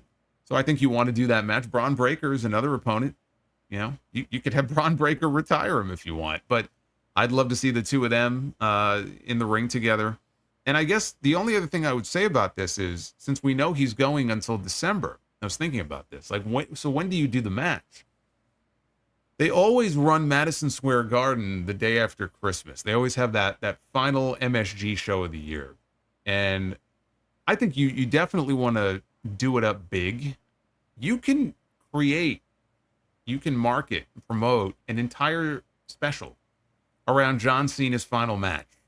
So John Cena's final match, live on Netflix, or John Cena's final match live on, honestly, they have this media rights deal they signed for SmackDown with NBC Universal. Somebody pointed this out to me the other day because I had forgotten about this. They have 4 annual NBC specials. Once this deal kicks in at the end of this year, they're going to be committed to 4 annual specials on NBC. Why not market a live special on NBC in prime time built around John Cena's final match to close out the year? Maybe they even do it at the Garden. It's perfect. Be a pretty big stage for it, and then it's just a matter of who do you put him in the ring with. But I think you definitely want to build up. You can build an entire event around it. And that to me sounds like it would be a hell of a place to do it. Somebody said to me, you would do it in Boston. Like, it doesn't have to be in Boston. Like, Madison Square Garden would be a fine place. Chicago would be a fine place. It doesn't have to be Boston. But yeah, like a Netflix special or an NBC primetime special. And John Cena rides off into the sunset, win or lose. I mean, whether he wins his final match or not. But I think that's the way you send him out at the end of the year. Are you not looking forward to John Cena versus Baron Corbin as one of the matches next year? I don't think I am. No, actually, I'm not. It's funny. I had him on my list here. You didn't name him off. I'm like, what's with the Baron Corbin? You didn't have him on your list. Give me a fucking break. Hold it up to the screen. Let me see your fucking list. I don't believe Corbin. you. There's no Baron Corbin. Maybe there was. You're the one who was arguing you wanted to put Braun Breaker back with Baron Corbin as the fucking wolf dog. So maybe you did have him on your list. Well, clearly I was in the wrong there. Who wants to see that now? But anyway, let's see. You know what? One more. Yeah. One more name I'll throw at you. It's not like his final match, but I would love to see John Cena and Chad Gable. I'll take it. I'm not going to complain about that. I think that would be a very good match. Who is his last match, though? Any personal preference as to who you want to see as John Cena's last match? Because I was thinking, you mentioned Netflix and Punk being that first match on the debut of Netflix. I was thinking Punk as the last match for him. Because he's Punk. No. The whole Punk thing is just like, to me, him and Edge are the two greatest opponents that John Cena had. And obviously Adam Copeland's not there. CM Punk is there. I figured Punk and Cena at Madison Square Garden would be a perfect send-off. I mean, it'd be a huge match, but I don't think I don't think he has to be his final opponent. I think first or last is fine, but I just think you want to have John Cena on that first Netflix Raw. And if he's committed to 30 or 40 dates and he's going to wrestle all these matches, you want to have him on that show. And it would be kind of appropriate because the last match we saw with Cena and Punk was also on Raw back in 2013. They had a great match on that show. But I don't think you need to wait until the end of the year for it. I think you take those two names and you kind of build your first Netflix show around that, and that's going to be huge. So as far as the final opponent, I mean, again, Randy Orton. Do you do it at WrestleMania or do you do it at the end of the year and that's his last match? I think Randy Orton is probably at the top of the list of names I would consider as his final opponent. But I guess it also depends on, does he win or does he lose? Because if he's going to lose and the idea is that he put somebody over because he finally started stringing together wins and now beating him will actually mean something, wouldn't you want somebody like a Braun Breaker in that position who would benefit from that? You would think, yeah. Yeah. That's why he has to start winning matches. So if you get him to a point where he's a little more dominant and you feel like you can really give the rub to somebody who could benefit from it, unlike what they did with Austin Theory, then I think Braun Breaker is probably that guy. So Orton or Breaker would probably be the two names I would be thinking about. It's going to be a great year, guys. 2025, John Cena on television, CM Punk back, hopefully keeping my fingers crossed, healthy in ring without a major injury. Rock is going to be back. I mean, let's hope so. Boy, that would fuck up the retirement tour. I mean, Jesus Christ. But it's John Cena, though. So, like, no matter what he tears, I mean, he'll be back in 2 months. Yeah. Yeah. You know, he's got those super healing powers. Yeah, those mutant healing. He's like one of the X-Men, so I think he'll be okay. So WWE, like Jason said, if you think they're hot now, they got a lot of things in the oven for next year. So it is going to be a very fun year just based off all of the wild speculation as to where John Cena is going in 2025 with his retirement. Let's shift gears to Monday Night Raw, man. We got a couple of happenings on Monday Night Raw, and then we'll round out with some AEW here. Rhea Ripley returns to WWE after a minor absence here. She is looking to get revenge on Liv Morgan. Dominic needs to go hide somewhere. He's a dead man walking, as is Liv. She's a dead woman walking. Rhea Ripley is back now, obviously wanting her Women's World Championship back. Rumored to be taking place at SummerSlam, but like I said earlier, we don't know if she is medically cleared or not. Dom did nothing wrong. I got to say this here. Dom did nothing wrong. This kid has been, he has been put through the ringer now for the last couple of months. And at every turn, he has said to this woman, leave me alone. I want nothing to do with you. Just leave me alone. And she kept pushing and pushing and pushing. And this poor guy, he's being stretched by her. She's jumping into his arms. He's mounting her. He falls on top of her. His face last night fell in her crotch. All of these horrible, terrible things that have happened to this young man. And now he's going to get read the riot act by Rhea Ripley, and I just want to know why. What has he done wrong in this situation? He's the victim here. Well, from my POV last night, it looked like Dominic was about to fold quicker than a Chipotle burrito last night. But he didn't. He was close. He was going to, though. Yeah, but you don't know that he would have, though. He was going to, but he didn't. So you have no evidence to prove otherwise. The entire presentation of what happened last night, the tag team match was basically just a background to what happened at the end of the show with the Angle. The whole setup where Dominic, refused the hug, and then he was happy that he beat his father. Liv gave him the opportunity to finally get that first win over Rey Mysterio. She jumped into his arms, and then she kind of leaned back, and he ended up on top of her, and they were about to embrace and finally kiss, and then all of a sudden Rhea Ripley's music played, and she stormed out like a woman scorned. And Liv Morgan, pop, ridiculous. That pop that she got. Absolutely ridiculous pop. Ottawa was a little on the quiet side compared to Toronto, but when she came out, I actually thought that even the reactions from Liv and Dom, the way they sold it, as soon as they hit the music, it was so perfect. Like, it was pitch perfect. Liv Morgan ran away. Dominic was being scolded in the ring. He wanted a hug. She pushed him away, and then the show cut off, and then obviously, because the USA Network, we didn't really get the whole scene. Rhea Ripley left the ring. Dominic chased after her. He wanted to talk. She pushed him away again, and she disappeared into the back. And then Liv Morgan, she was waiting to see what happened with both of them in the ring. She was smiling that, she basically has caused a rift now between Dominic and Rhea Ripley. I thought everything was played out very well. They left you with a cliffhanger going into next week, which is a Triple H marquee on these Monday Night Raws. Where do you see this going, Jason? Do you feel like, obviously we know Rhea Ripley's a babyface. Internally, the report said today that she is now listed internally as a babyface. Damian Priest hinted last night, or the seeds were planted last night after he kind of rescinded the gentleman's agreement and gave Seth Rollins an opportunity. As long as he beats Gunther at SummerSlam, I'll give you another title shot. Shook hands with Rollins, who's a babyface.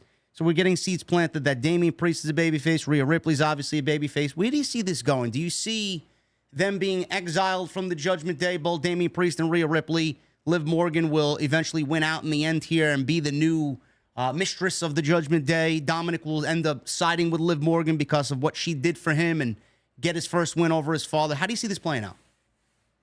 No, I don't think she's going to be a part of the Judgment Day. I think it's all, she's been saying it in the storyline from the beginning. It's all part of her revenge tour. So all she wanted to do was create chaos. She's like the Joker. She's an agent of chaos. And so she's done her job. That's why she was smiling behind the curtain last night. So I don't think she has any intention of like joining the Judgment Day or anything like that long term.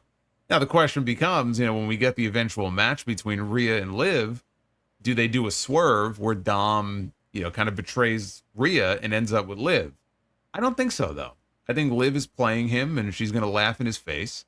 And we'll see if they keep Rhea and Dom together. I don't see Liv and Dom ending up together on a regular basis. I think the bigger question is, do they do the match at SummerSlam? We don't know if Rhea's been medically cleared, so we have to wait and see what her status is. I don't think that Rhea should win the first match.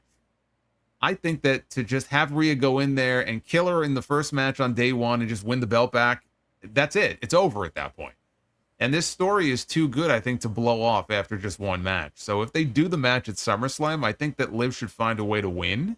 Or at least, you don't have a decision where the belt ends up on Rhea. So you have to do a second match.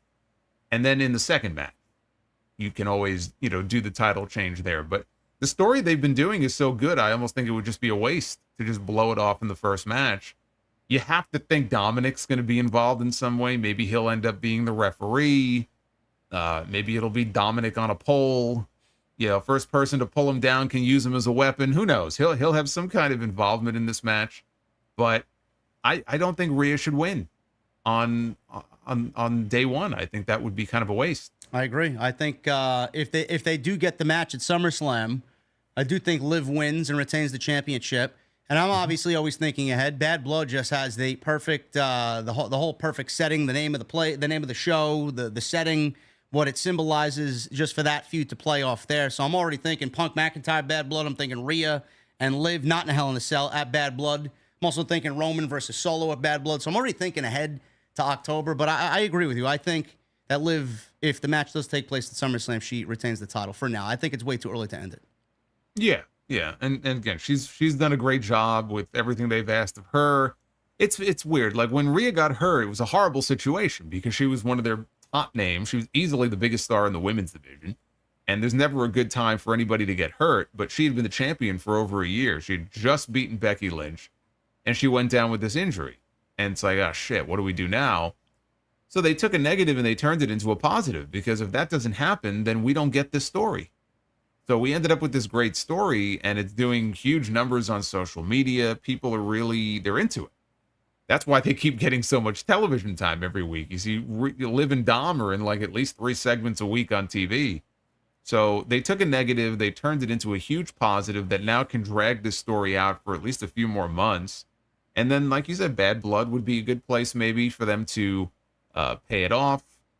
Do we end up with a situation where if there's, women's war games this year, you have Liv on one team and Rhea on the other? I mean, there's a lot of different ways you could go with it.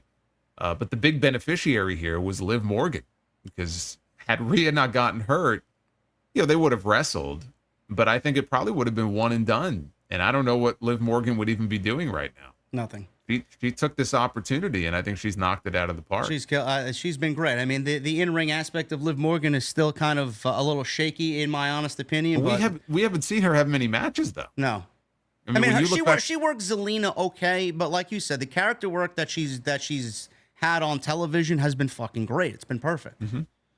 Yeah. No, she's been great, and nobody is going to look back on this run that she's had as the women's world champion as some great run from like a match perspective. I can't even tell you one fucking match that I would say, oh, That's the match of Liv's reign. She's wrestled like twice, but it's not about that. It's all been about this story and the character work that she's been doing, and that has just been fantastic. So, yeah, I would hate for that to end this quickly. I think you want to get at least a few more months out of it. The other big thing that happened on Monday Night Raw was the opening segment between CM Punk and Seth Rollins. Punk kicked off Raw after costing McIntyre's Money in the Bank briefcase. Cash in Toronto. Punk called out Adam Pearce so he could ask him to lift McIntyre's suspension last night. Rollins showed up instead, and the two went back and forth. Jason, where I said last night on my end that I thought Rollins out-promoted CM Punk because Punk didn't get a last word in. So we got that kicking off Monday Night Raw, and we were left with one very big question. Everybody is kind of assuming we're getting Punk versus McIntyre at SummerSlam. Punk should be medically cleared by the time we get to Cleveland, but right now we don't really know. They may be taking a little bit longer. There may be a setback. We don't really know. McIntyre is suspended per storyline, but now Rollins has interjected himself into this, and a lot of people are asking, well, if it's going to be Punk and McIntyre, and Rollins is not getting a championship match against Priest, or he's got no opportunity to get into that match with Priest and Gunther because Priest is still the champion, it can't be a triple threat. What do we do with Rollins at SummerSlam? There's only one of two things that I would like to see happen here, and it does not involve Rollins in any wrestling capacity. Rollins, if he wrestles at SummerSlam, what does he do? He's got nothing else right now that he's involved in on Monday night. So if it's Punk and McIntyre, do we add him to this match to make it a triple threat? Or, I said last night, kind of reminds me of the situation that we were in 1997 with Bret the Hitman Hart and The Undertaker, where Shawn Michaels was the special guest referee for that World Championship match at SummerSlam. Do we get Rollins as a special guest referee or enforcer for this match between Punk and McIntyre? How do you see this thing playing out? Yeah, I talked about this on Friday night. So this is even before Money in the Bank. Something that I had heard was that Rollins was kind of penciled in to be the special guest referee for CM Punk and Drew McIntyre at SummerSlam. And I was very curious to see if things would play out in a way on Saturday that would kind of reinforce that. And it did. And again, it's one of the reasons why that cash-in had to take place the way it did, because you had to get Seth Rollins involved in some way.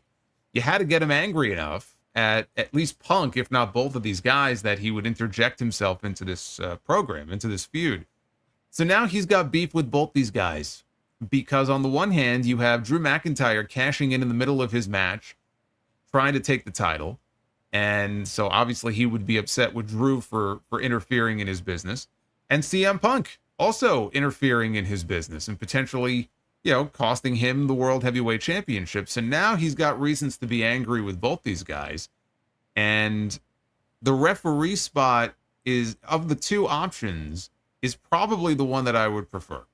I still would like, that first match has to be a singles match, I feel.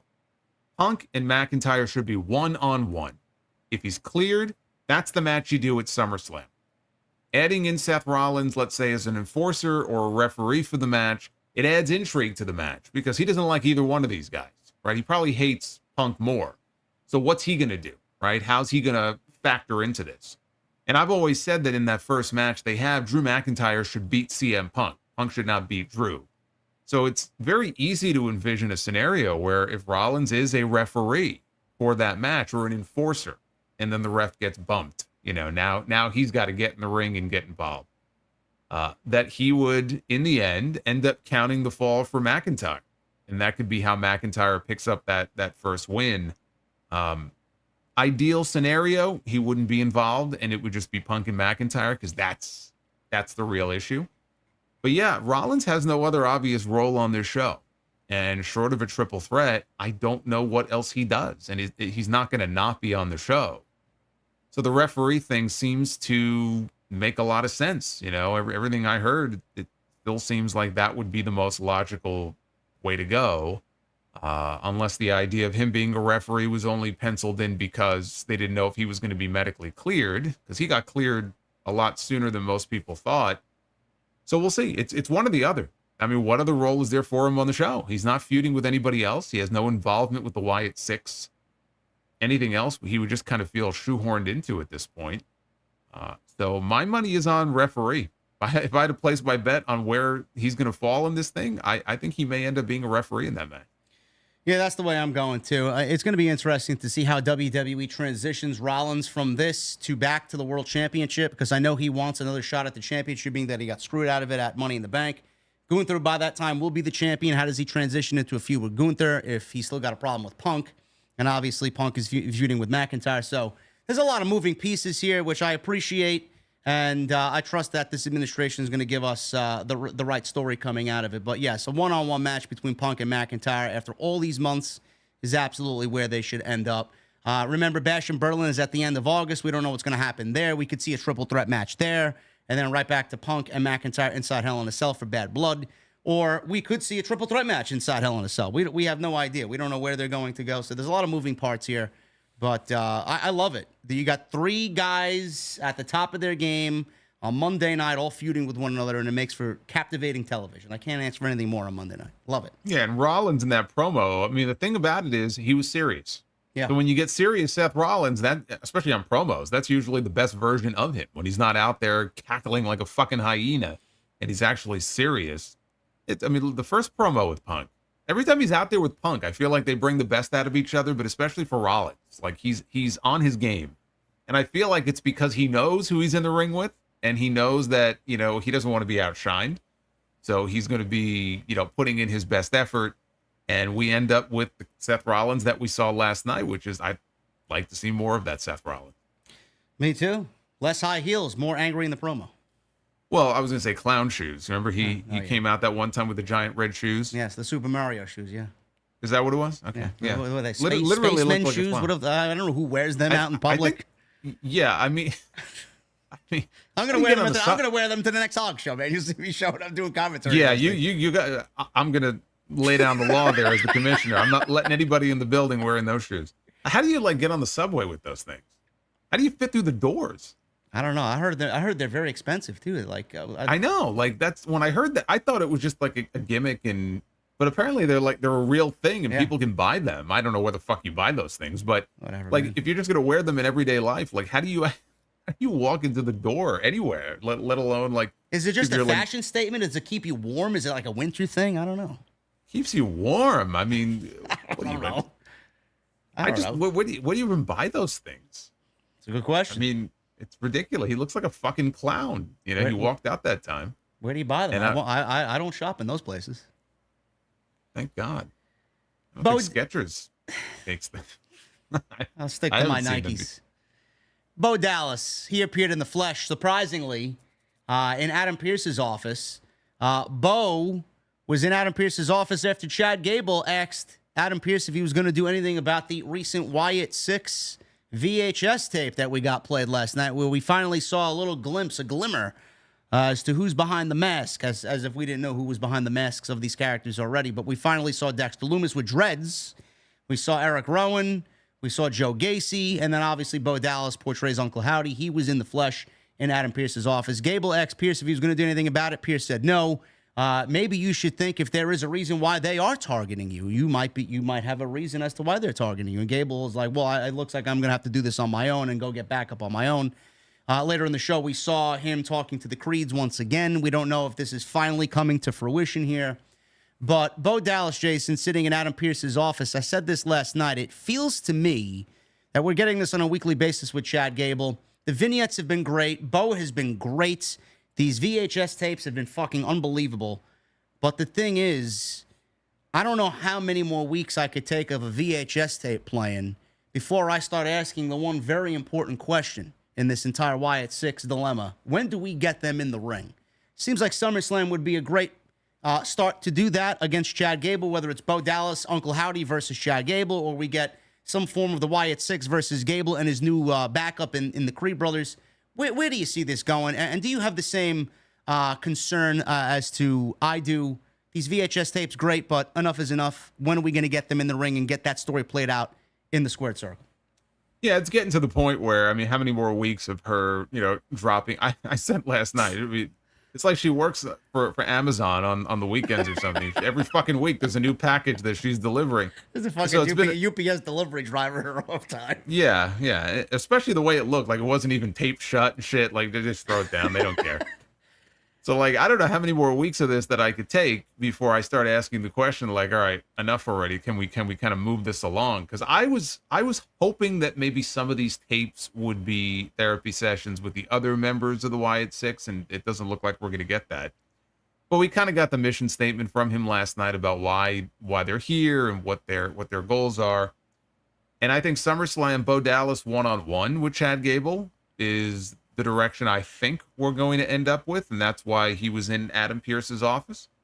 But to your point, we had that little scene there in the background later in the show where we saw Gable chatting up the Creeds. So you can have Gable and the Creeds against some combination of Dexter Lumis and Joe Gacy and Bo Dallas, or Eric Rowan and Dexter Lumis and Joe Gacy, and we get a 6-man tag. But SummerSlam, I know Triple H likes to keep it tight. I think you got to do more than 5 for a big show like SummerSlam, and SummerSlam's not 2 nights this year. So I think you want 6 or 7 matches on that show, and I think this should be one of them.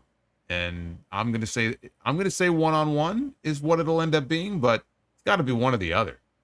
And the bigger question is, what does the Wyatt Six look like when they get in the ring? How do they work? Do they work the same way? Do they work with the masks on? Are they going to take the masks off? Eric Rowan wrestling with a giant rabbit mask. I mean, that's going to be kind of weird. No, thank you. The masks have to be off. It's going to look like the fucking Easter Bunny out there. Yeah, but you know what, though? I mean, Bray Wyatt wrestled as the Fiend in a mask. So, like, is Bo Dallas going to wrestle as Bo Dallas? Or is he going to wrestle as Uncle Howdy? Or is he going to go back and forth and wrestle, both ways? It's a good question. I don't think we need to do exactly what Bray did. I'd like to see Bo wrestle.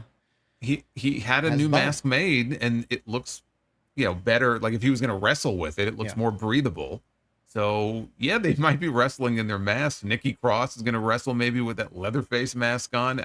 I don't know how that's going to work, but that's kind of the next phase here. Like, all right, once we get them in the ring and we see them in action, what does that look like? Yeah. And are they going to have to dumb things down for the gimmick, or are they going to go out there and, work like a regular match and be dominant and rack up wins? That's kind of what we have to wait and see. So the VHS stuff has been great, but it's going to get very, very old very fast if they don't progress this in these next couple of weeks. I'm loving it. I just want to see them wrestle like we've been saying for the last several weeks. But everything they've been doing has been spot on. And another cliffhanger with Bo Dallas actually appearing in the flesh in Adam Pearce's office. So we got that to look forward to next week. ESPN announcer Joe Tessitore is joining WWE as the new play-by-play man for Friday Night SmackDown. Tessitore. Well, hold on a second. I'm sorry. You got something to add? Go ahead. Well, I was going to say, in the announcement, it never said that he was being hired as the announcer for SmackDown. It said that he was being hired to work with Corey Graves and Wade Barrett.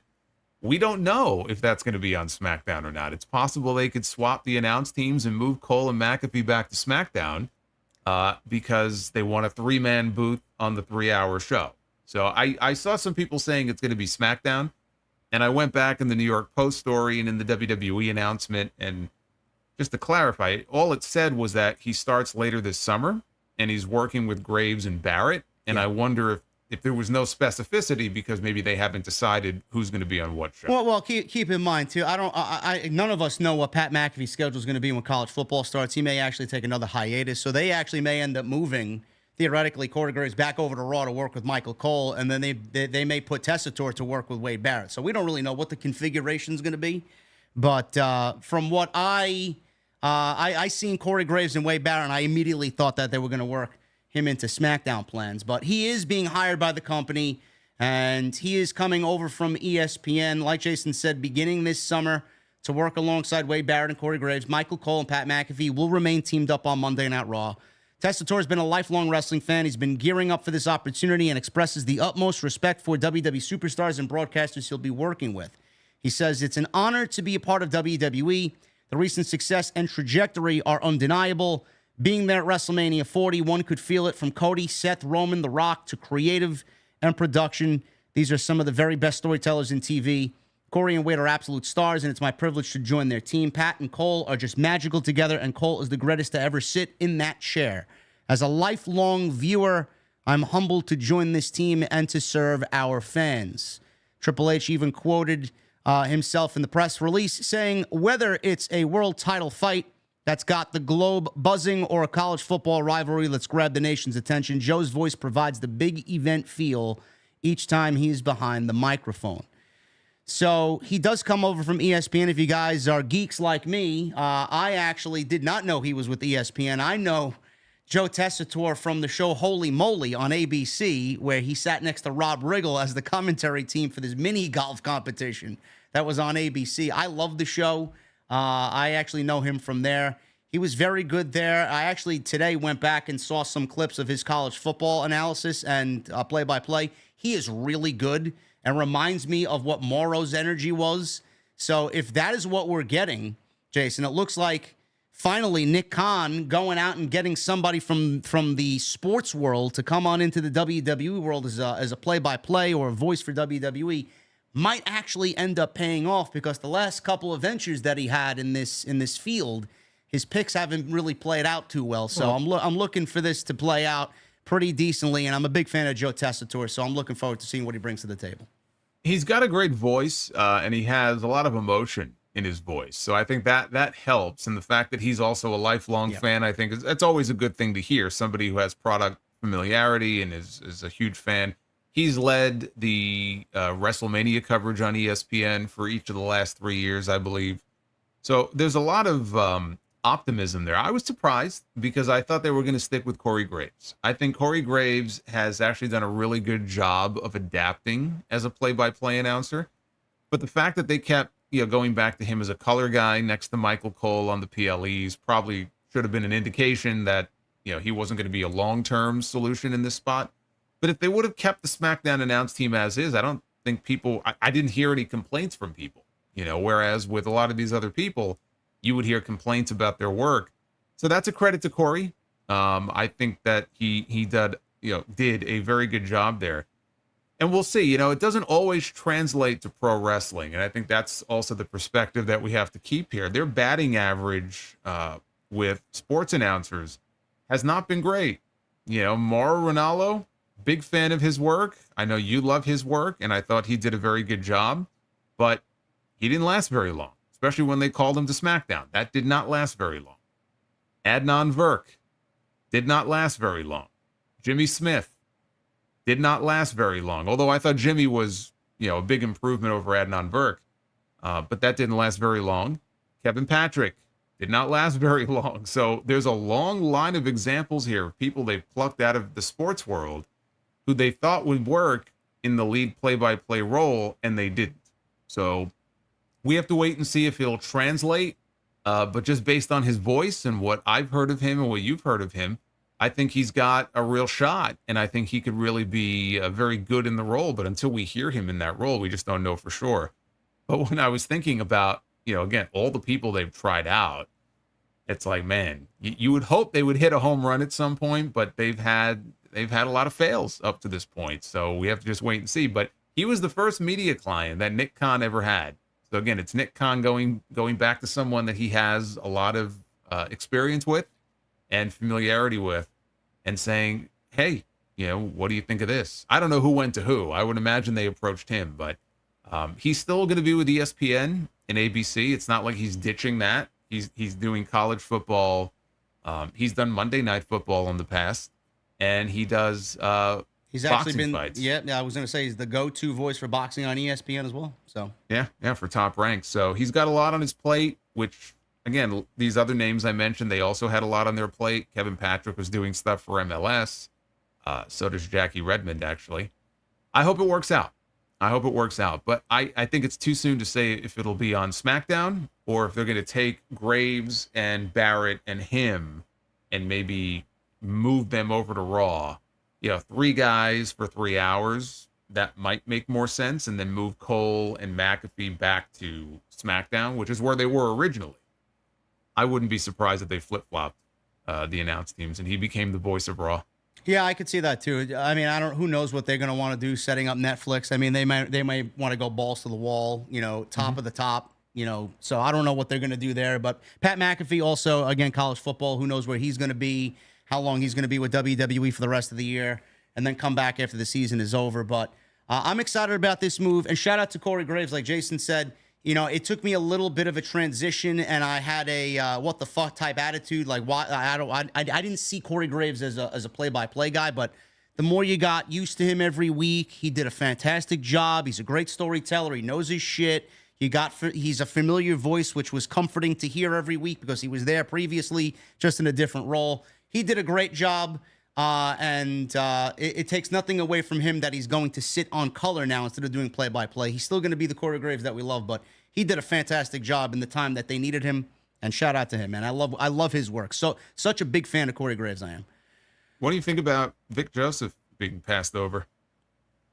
I actually don't mind it. I'm not a fan of Vic Joseph. I think he's got a grating voice that actually deters me from watching NXT.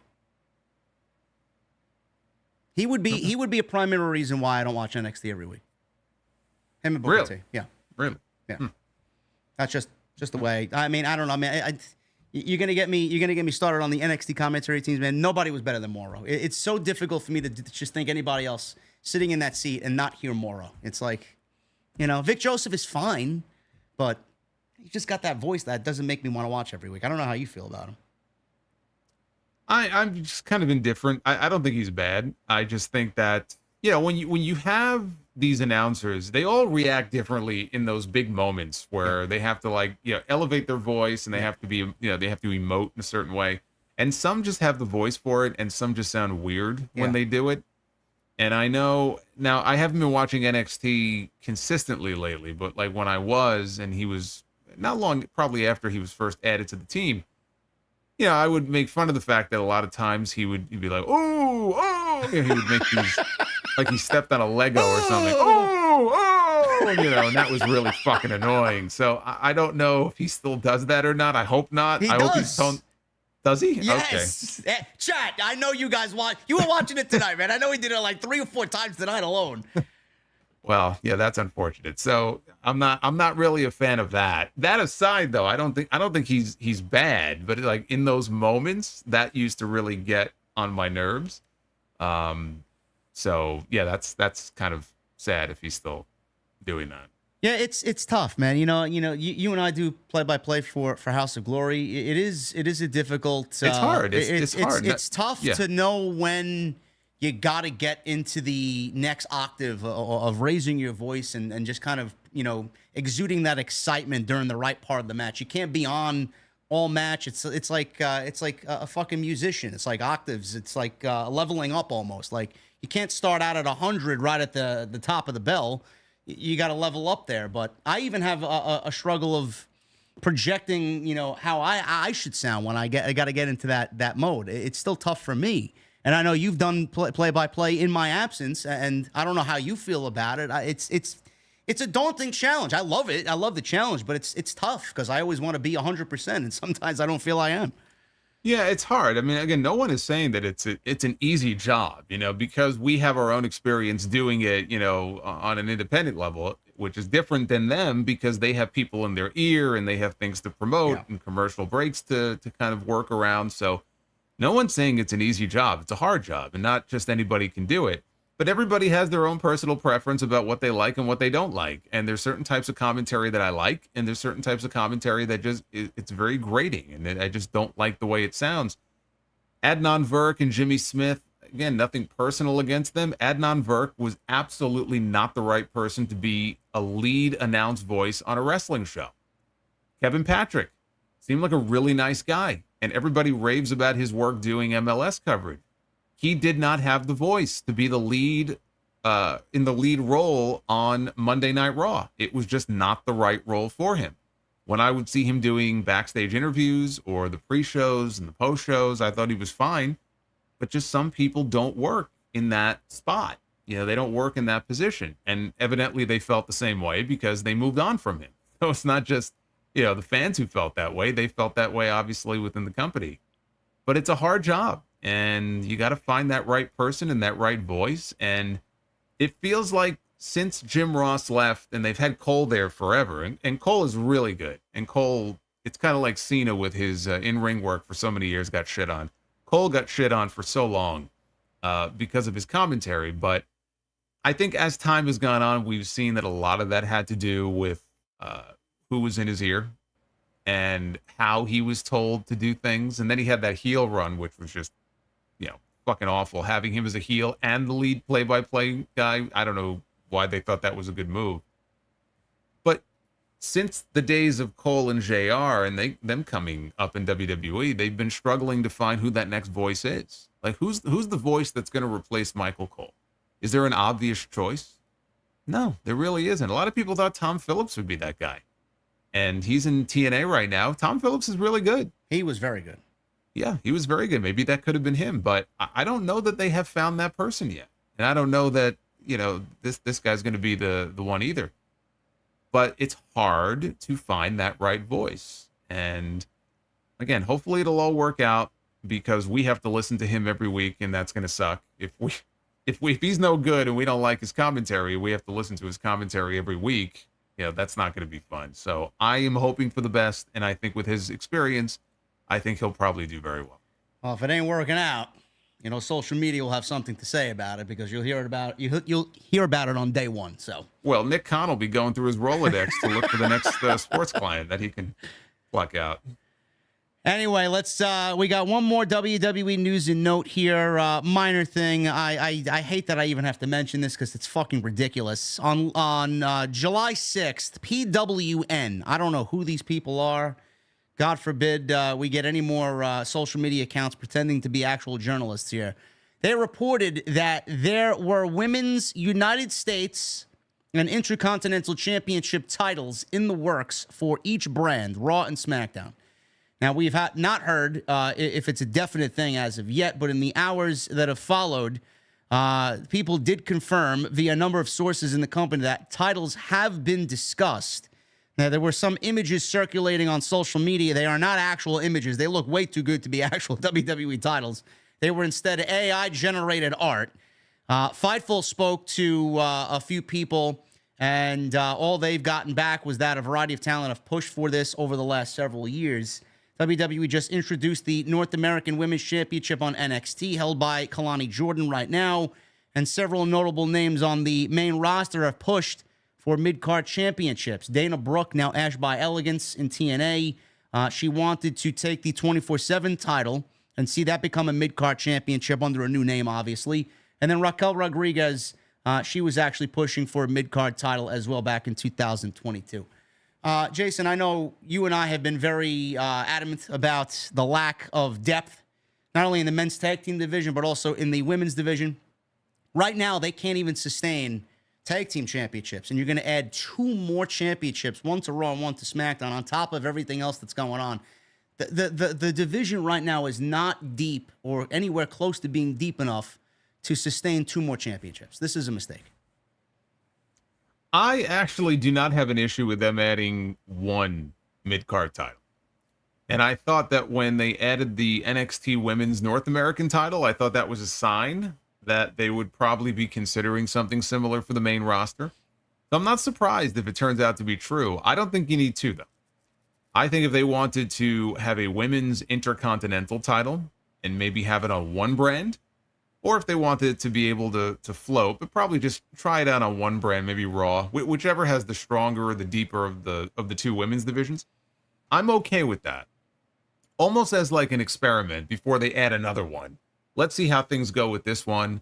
Let's see if they can try to create some stories around that championship for women who are not just involved in whatever the main feud is for the world title. Having a women's IC title, I'm not totally against that idea. Having a women's intercontinental and US and just having 1 and 1, I would not do that. I think that's a bad idea. But to do 1 and then see how it goes, and if it seems to go well and it adds a little more excitement to the women's division, it gives some of these women a purpose where right now it's either they're in the world title picture or they're just being paired up with somebody to go after the tag belts. Because again, that just doesn't really serve anybody any good. But if it helps, maybe it turns out to be a good thing. Maybe down the road they can add a US title. I would not be adding 2 at the same time. Just because you want to have 1 and 1. I think that's a bad idea. But I'm not against a women's IC. Yeah, I could see that. That's a good way to look at it. I felt like I heard the news while I was in an Uber going to Lincoln Financial Field that they unveiled the North American title for the ladies on NXT, and I'm like, I don't mind that idea. It's much better than the tag team titles, but I also said that it could lead to potentially getting something on the main roster. It's a pipe dream of mine for them to just burn the WWE Women's Tag Team titles like they did the NXT Women's Tag Team titles. I think it's a waste. If you want to get rid of those and then add a singles championship, I think that would be the best way to go about it. But I just don't see them ridding themselves of those tag team titles for whatever reason. I mean, the project is a failure. So I would much rather a singles title than tag team titles. But, you know, they want to continue to push the evolution of women's wrestling. They're going to try and do that any way they can. So. Yeah, they're not going to get rid of the women's tag team titles. I mean, there was a lot of fanfare around them being created in the first place. They do float, so it's not like they have two sets. I mean, God forbid they have two sets of them. So they only have one, and I think that because they have some women's tag teams, not a lot of them. A lot of them are just sort of pushed together. But that having one set of tag belts that the women can have for themselves is not something that they're going to get rid of. So I've given up on even talking about that. I just wish they would do a better job of adding some teams and actually making those titles more meaningful. I hope they do, but they're not going to get rid of them. That doesn't mean that they can't at some point try out a women's mid-card title. So I think it's, like I said, it's fine if you want to have, let's say, an intercontinental title and you start with that. They just called up, you know, in the draft, they called up a few people from NXT, Lyra Valkyria being one. Oh my gosh, who's the other woman on Raw that they called up? Kiana James. Kiana James. We haven't seen a whole lot of her, right? She's made, what, 2 appearances, I think, on Raw since the draft, and I don't even remember the last time that was. Someone like a Kiana James I could see, you know, benefiting from something like that. So maybe they could even take someone like her, who they called up, who, you know, is pretty good. I mean, I could think of a few other people I would have liked to have seen ahead of her, you know, get called up to the main roster, but maybe somebody like her could benefit from something like that. Right. So you got to look at it from that perspective and how it could be of a benefit to some of the women who are just not being used. You know, they're just sitting in the back and they're not doing a whole lot of anything. You know, my fear is they're going to take her and they're going to find somebody else and slap them together as a team because they just want to come up with something for them to do. Yeah. Maybe if they had an IC, they wouldn't have to do that. And it could be a little more focused. I think maybe by this time next year, when we get through another draft, maybe we'll introduce and they kind of build that division with just a little bit more depth. We'll get Roxanne Perez up at that time, Fallon Henley potentially, Sol Ruka, whoever else is down there that's being pushed heavily. What's her name? Lola Vice. Yeah, I mean, maybe we replenish 3, 4, 5, 6 women from NXT onto the main roster, and then we can start talking about it. But yeah, I'm in agreement. I think one is all right, as long as we take the proper steps to get there, for sure. Yeah, I mean, Blair Davenport. People in the chat are saying Blair. That's another example. You know, someone like Blair Davenport. If there was, let's say, a women, I guess on that brand it would be US, but let's say it was a women's US title. You know, I could see her competing for, you know, the women's US title because she's not going to be competing for the top title so soon. So, like, she's someone who's kind of stuck because if she's not wrestling for the top title, you could build her up in the meantime, but if she's not ready for that spot, then what else is she going to do? Unless she finds a tag team partner, especially once Charlotte Flair comes back. You'll have Charlotte and Nia and Tiffany and maybe Naomi and Bayley. And that's kind of your nucleus, let's say, at the top of the division. But what about everybody else, right? They don't have anything. So that's where it could potentially be a benefit. I agree.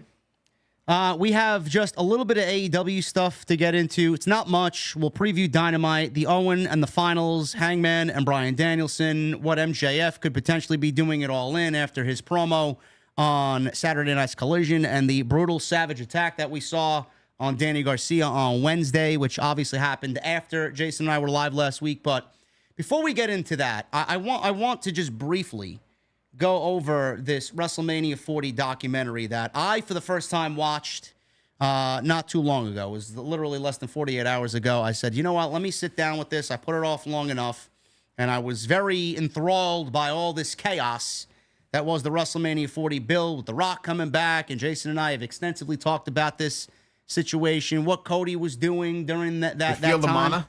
Yeah, no, I didn't feel them. I didn't feel the mana, JD? Come on, JD. You feel the mana? Brian Gewirtz coming back and pretending like everything is fucking Cody's fault. It's like just a fucking shit show. So I watched this thing, and I was excited to watch it.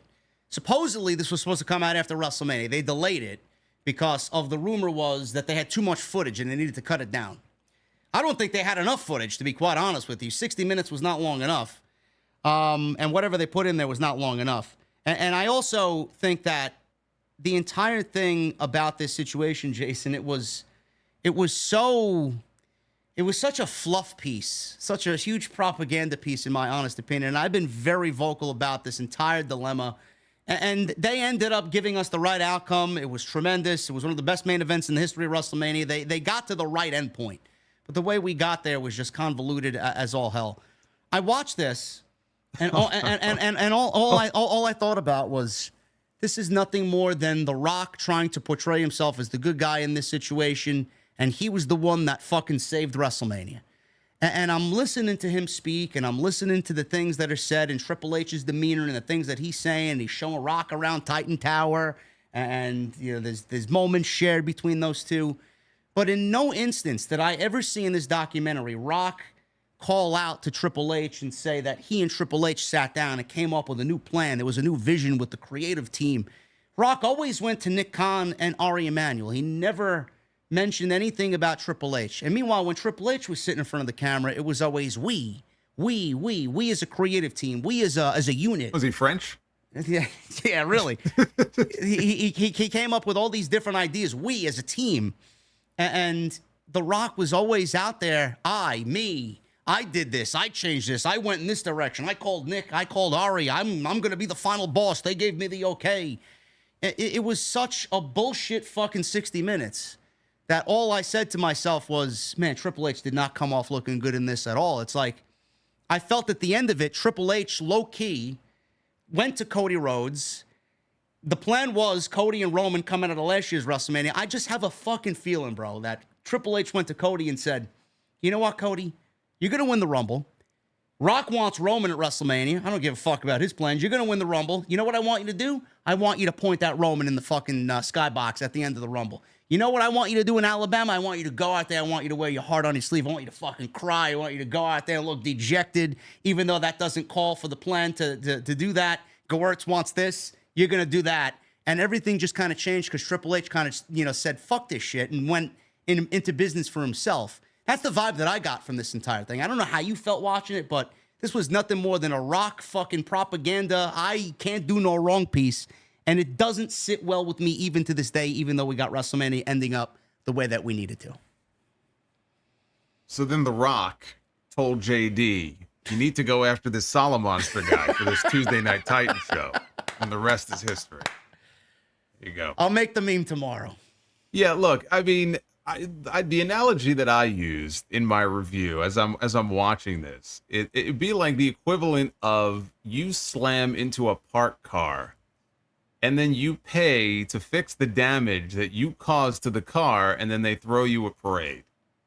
It's like you caused the damage in the first place, right? And that right there was kind of the crux of the whole thing. That The Rock came in and you had this 2-year story that was unfolding with Cody Rhodes, and it was so patently obvious, like, this is the story to tell going into WrestleMania. It's the rematch, it's Cody finishing the story. And I asked the question at the time, how does Rock not, because Rock fancies himself, he's such a big fan, and he still, pays attention to what's going on. There's no way that he was paying attention to the product, and he saw that and still said, well, you know what, we're going to ignore that and do this instead. He probably just wasn't really paying attention. I have to believe that, because I don't know why you would take such an obvious story and think, you know what, we're gonna pivot. They love that word, and we're gonna go in a different way, and everybody is gonna just go along with it because I'm The Rock, and the biggest match we can do is Rock and Roman. And then, of course, it blew up in his face. I don't necessarily buy into the conspiracy theory that you just proposed, that Triple H was kind of like, look, we're going to just, fuck all this up, and you go out there and have the sad puppy dog face. I think that was Cody wearing his emotions on his sleeve. I think he just, he doesn't have a great poker face, and he went out there, and the look on his face that you saw is how he genuinely felt.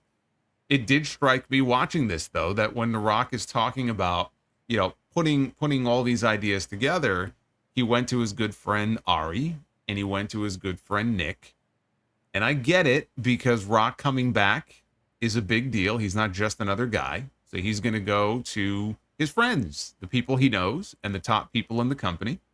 And he's on the board of TKO, so he wants Ari Emanuel to be involved. But it was obvious that Triple H was not part of those, at least initial conversations. And so it's a situation where Triple H can sit there and say all the right things. When you have a match like this that falls in your lap, you gotta do that match. But he had no choice. He was put in a situation where they went above his head. These decisions were being made above his head. Rock is not going to go to Ari Emanuel and say, I got this great idea. I'm going to come back and we're going to do a match with me and Roman Reigns at WrestleMania, right? And Ari says, fucking A, that's a great idea. You think Triple H is going to be in a position to turn around and go, actually, you know what? I think we have a better story here.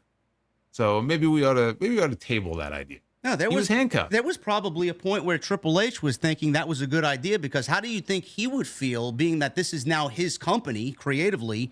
You don't think he would want that type of match to kind of kickstart his administration? Like, I mean, he was probably like, hey, that's a great idea, man. It would make me look good. No. I'm not saying that he was against the match the entire time. What I'm saying is these decisions were not made in concert with him.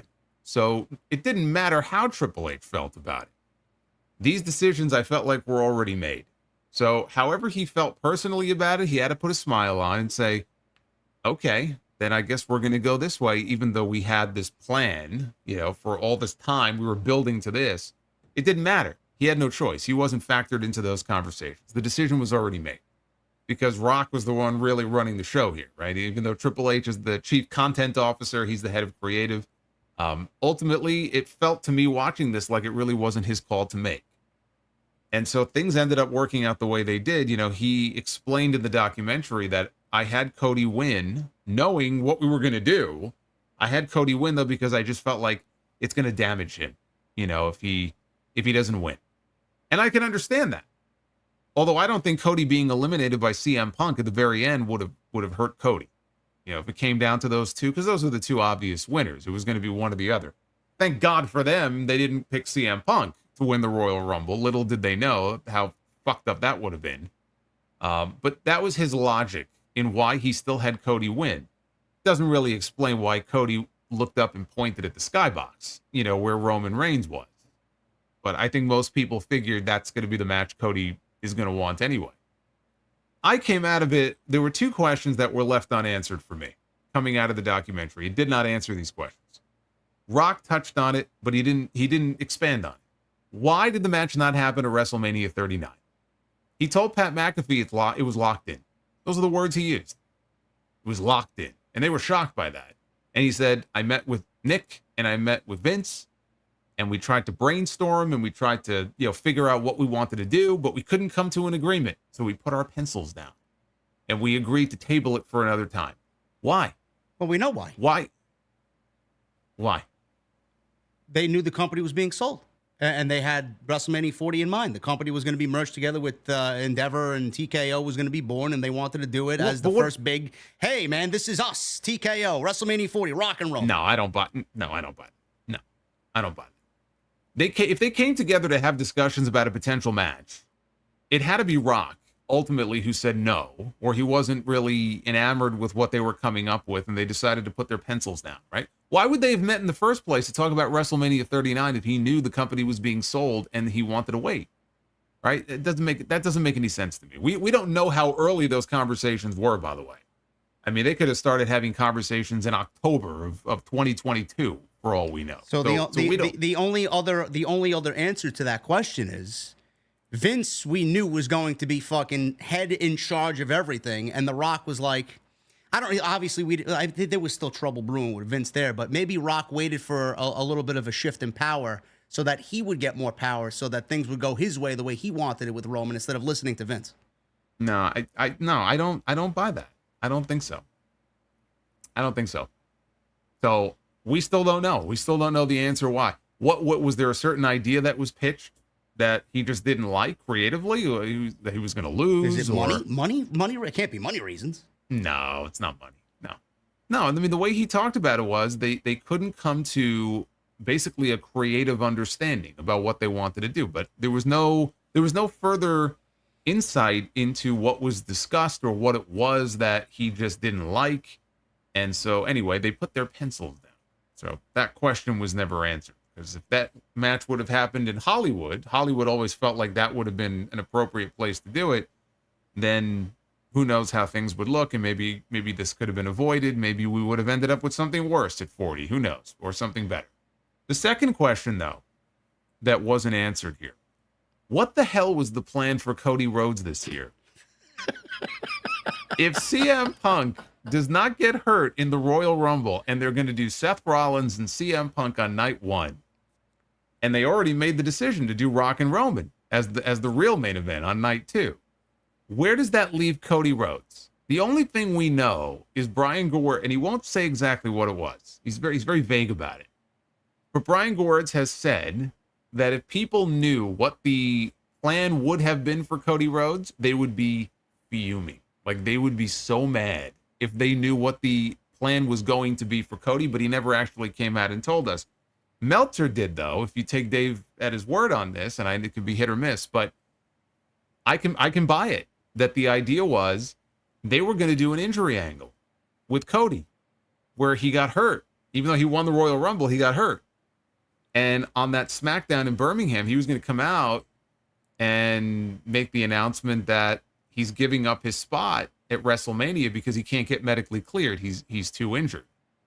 Then The Rock would show up, and everything would go off the way that it looked like it was going to go, but it would make sense, at least, because Cody can't go. He's hurt. But Punk getting hurt, they didn't want to then have an injury angle with Cody, because the Punk injury fucked it all up. So that was, I think, what Dave reported. That's the only thing that I could even think of that would make sense. Actually sounds logical. It does sound logical, but I also think that would have pissed off Cody probably, and it would have pissed off a lot of people, because you're not even going to have Cody wrestle on the show, and he's not really injured. You're only taking him off the show because you got nothing for him. The guy that you've been building around all year, your top babyface, you're going to intentionally withhold him from the show with a fake injury because you have no spot for him on the show. Triple H said it in the documentary. He told Cody, I don't know. When Cody asked him, so what are we doing? I don't know. I'll have to get back to you on that. And this is their top babyface. That's insane. Like, I understand the appeal of Rock and Roman. It's going to be big box office. Like, I get that. But that's insane. My question is, I have two questions of my own now that I'm listening to you talk. My question is, if The Rock didn't agree to it at WrestleMania 39 for creative reasons, how is this any better than what I wonder what the creative reasons were going into 39, and how are they worse than what they were doing going into 40? Like, that's what I mean. That's what I mean. And second, if Punk didn't get think about that. If Punk doesn't get hurt and we get Punk and Rollins, where is Rock fitting onto this card? Is he going to fucking maneuver himself into the Roman match even after Cody wins the Royal Rumble and we get Punk wrestling Rollins? What if we don't get Punk injured and we get Rollins and Punk the way we were supposed to get? Is Rock going to fucking weasel himself into that match still? Or is he going to give it to Cody and sit out this one? That's what I want to know. He may have been on the show, but no, he would have sat it out. He wouldn't have had a match. And they would have held it for, Vegas next year or something. But, again, there was so much interesting political maneuvering, I feel like, going on that we're still not really privy to. And they didn't really touch on it. I mean, in a very basic way, they did in the documentary. But there was a lot more, I'm sure, going on behind the scenes that we're not aware of that I think would have made this documentary far more interesting if they would have tapped into it, and they didn't. Because it still left me with more questions than answers about this stuff. Now, having said everything that we've said here, I still think we have to give Rock some credit, because in the end, he did do the right thing. It was his call to make, and he made the call that I'm going to go heel, and we're going to come the final boss character, and we're going to do that. I'll be with Roman instead of against Roman, and we'll let Cody finish his story. And that was the right choice. That was the right move to make.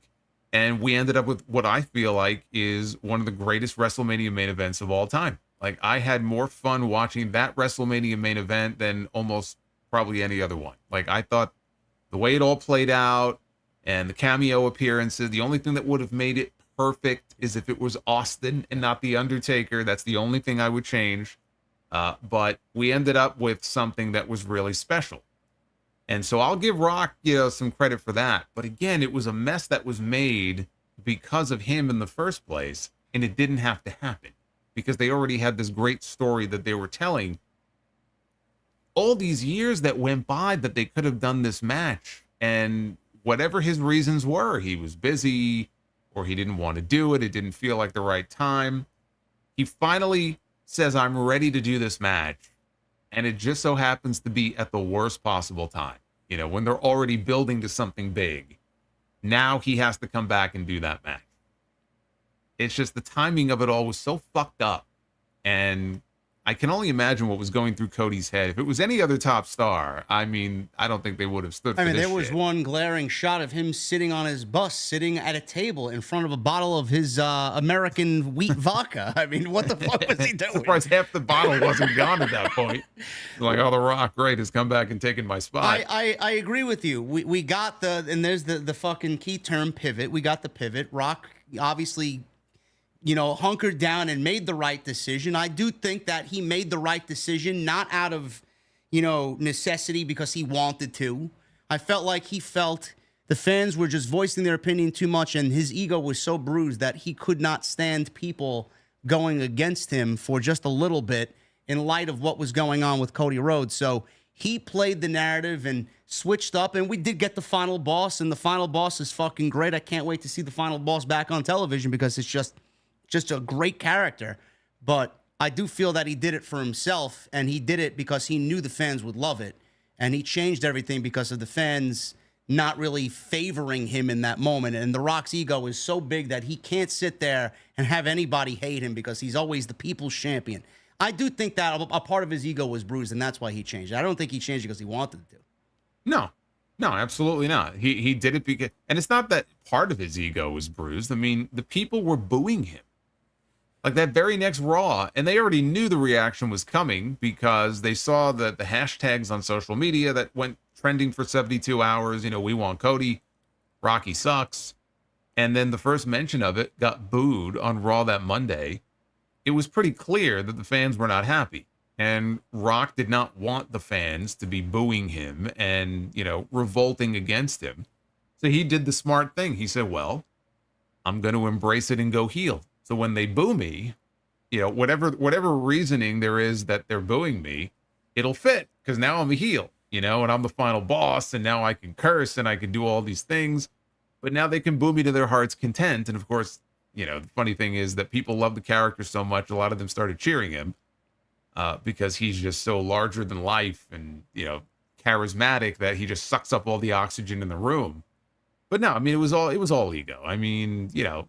He didn't want to, every time that he would walk out there, if they just stayed the course, run into a situation like Roman Reigns in 2015. Remember when he raised Roman's hand at the Royal Rumble in Philadelphia and they got booed out of the fucking building? I'll never forget The Rock's look. He looked side-eyed at the fucking fans and Philly. Like, what, you guys are really booing me? You're like, yeah, he was like, holy shit. You think he wanted that to be the road to WrestleMania this year, where every week they come out there and people are just like, we want Cody, fuck you.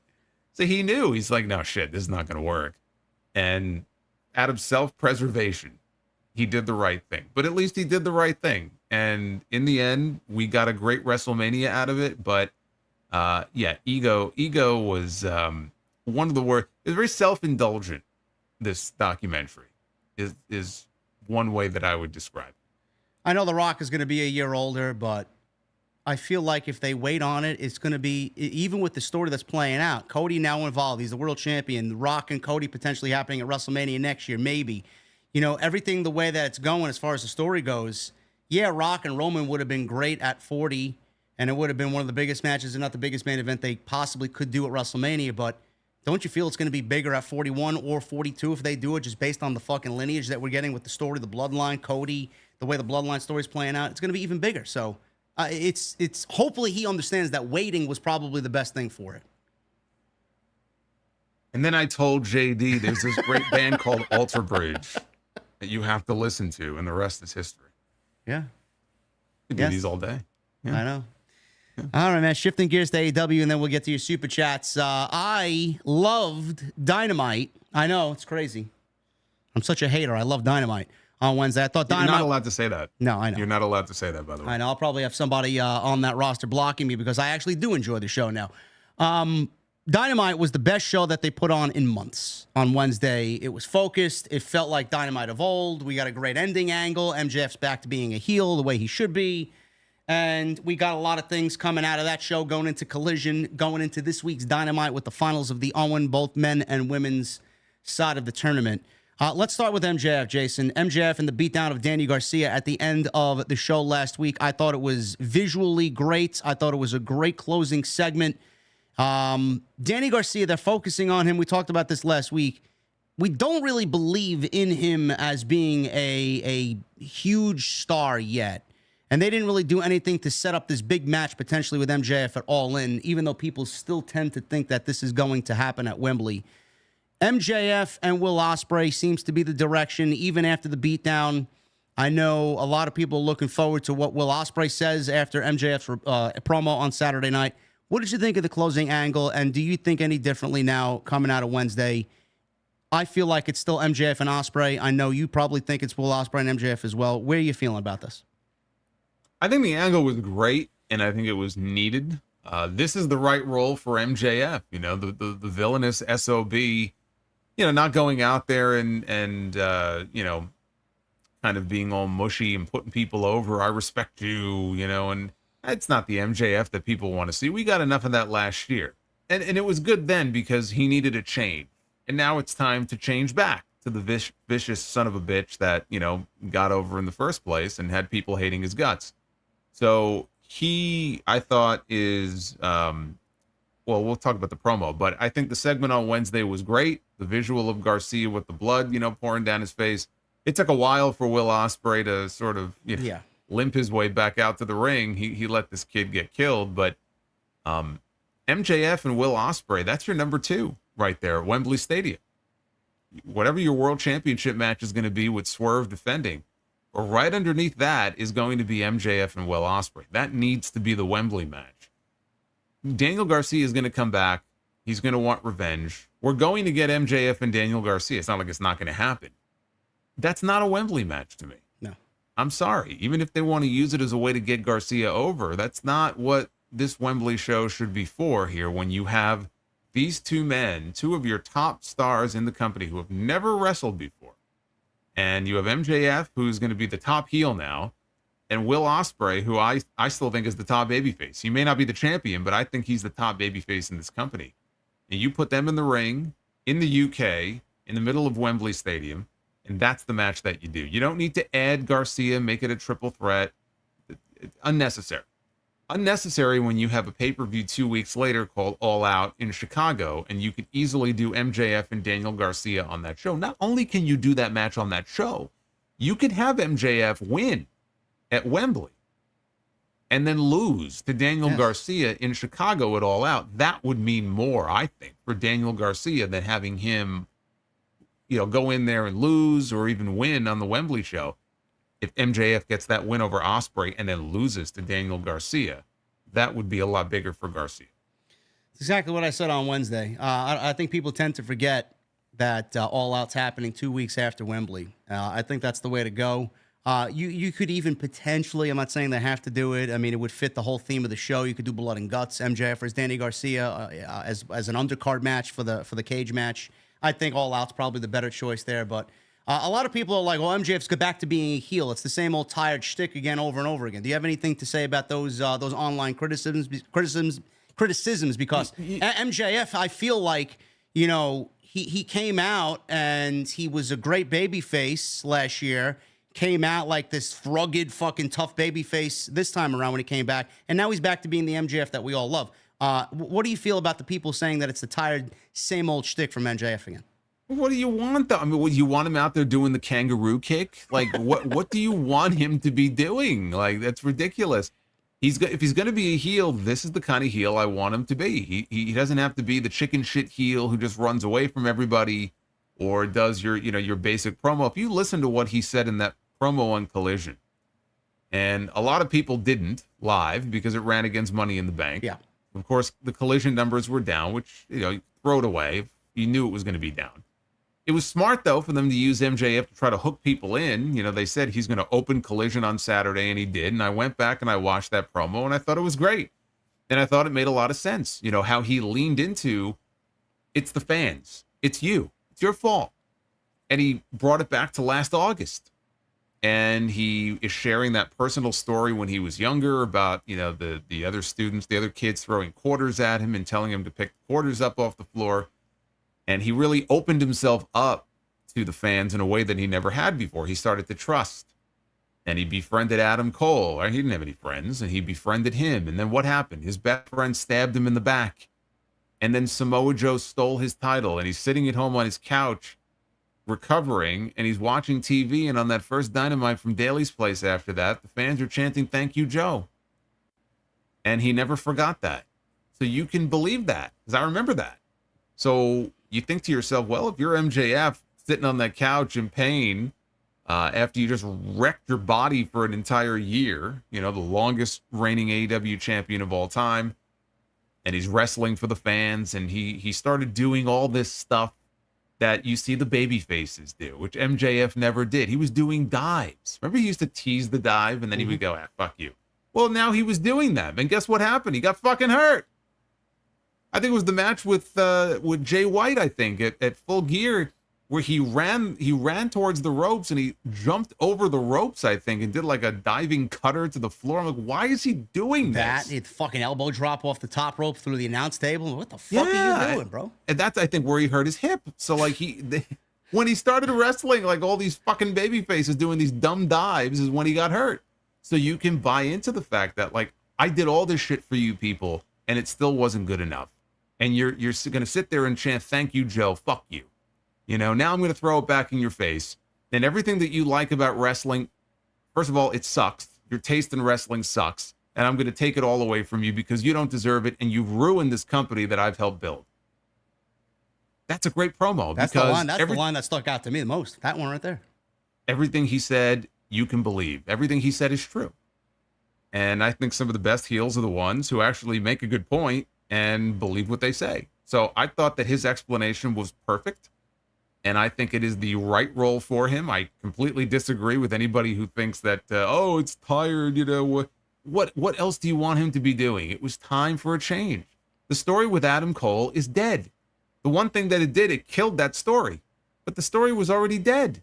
They killed it off at Double or Nothing. When he dropped Adam Cole, and he said, "Get this shit stain out of my ring," because they knew Cole wasn't ready to come back. So what is he supposed to do? Just kind of sit in limbo until Adam Cole is ready to come back so you can continue a shitty story that nobody cares about? It's over. It's done. The Undisputed Kingdom is an undisputed failure. So it's time for him to move on, not be dragged down by it, because he's too good for that. So let me ask you, you have MJF beat Will Ospreay at Wembley. Is MJF the new international champion at that point? He could be. You could actually have him win the title and then drop the title to Garcia. I like it. Because MJF doesn't need the title. No. Daniel Garcia could be the international champion. So it accomplishes a couple of different things. He gets that big win over MJF, and he transitions the belt over to Garcia, and it could be with an assist from Ospreay. Yep. And then Ospreay and MJF could continue their feud. They could still have another match. And now Garcia has, A, a big win over the biggest heel in the company, and B, he's finally a champion in AEW.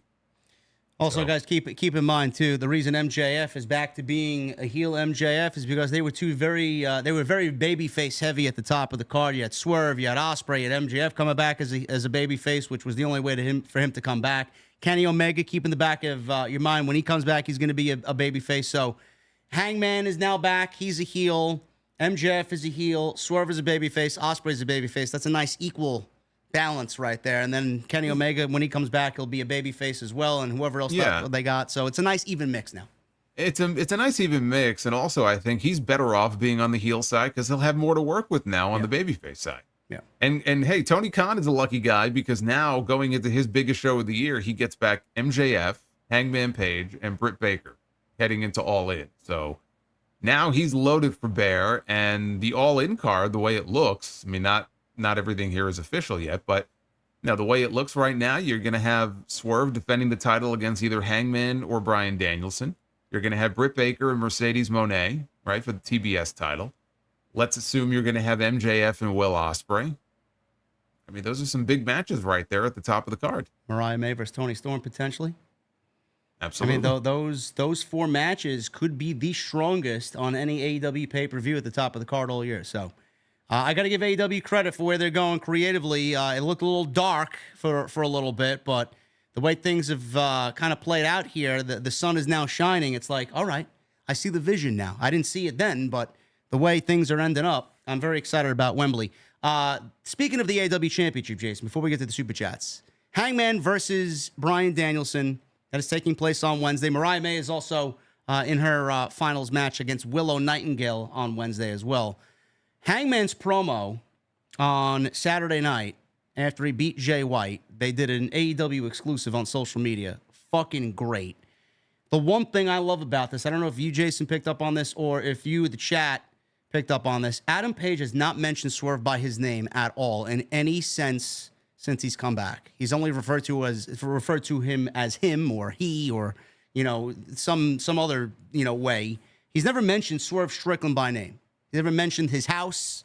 So I love that aspect about it. But going into this, he's beaten Jarrett. He's beaten Jay White now. Now he's got Bryan Danielson, whose story in this is that this is his final full-time year. He's dealing with some injuries coming out of this tournament. He's had a grueling tournament so far. Who wins this thing? And how do you see this playing out? Because honestly, the way that I see it, I'm going to go with history over Bryan's last ride here. I'm going Swerve and Hangman for the main event of Wembley, just based off the history that they have, which leaves everybody questioning, what does Bryan do if he doesn't win the tournament? I could come back and say, well, what does Hangman do if he doesn't win the tournament? How do you see this thing playing out? Yeah, and real quick, you know, George in the chat, I agree. George says that right now the All-In card is looking stronger than SummerSlam. Yeah. I don't disagree with that. I agree. And I don't hate the SummerSlam card, but yeah, I'd say it is looking a lot stronger than SummerSlam. To me, the only way to go here is Hangman goes to the finals, Hangman wins, and Hangman goes to the main event of All In, and he wrestles Swerve Strickland.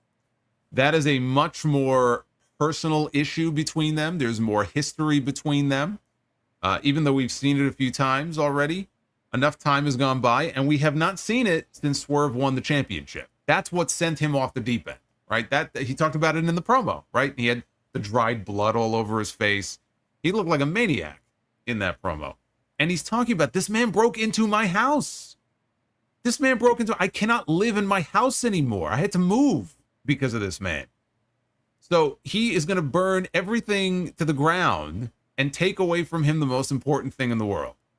Or he's going to die trying. How does he not get that match with Swerve at All In? It's the story that makes the most sense. We talk about story a lot, right? That's the story. It's Swerve. It's Hangman. Hangman this is his shot to take away the most important thing in the world, Swerve Strickland, and to burn his world to the ground, to burn his house to the ground. That's the story I want to see play out for Wembley Stadium. Bryan Danielson, we know he has said that he is wrestling his final full-time year. He's not retiring, but as a full-time performer, he's going to be done later this year. So this will be his last. This could be. I shouldn't say it is. This could be his last Wembley show. But it probably is his last shot at going after the world title. And it would have been nice to see Bryan Danielson as AEW World Champion, and maybe it'll still happen. But I don't think it has to.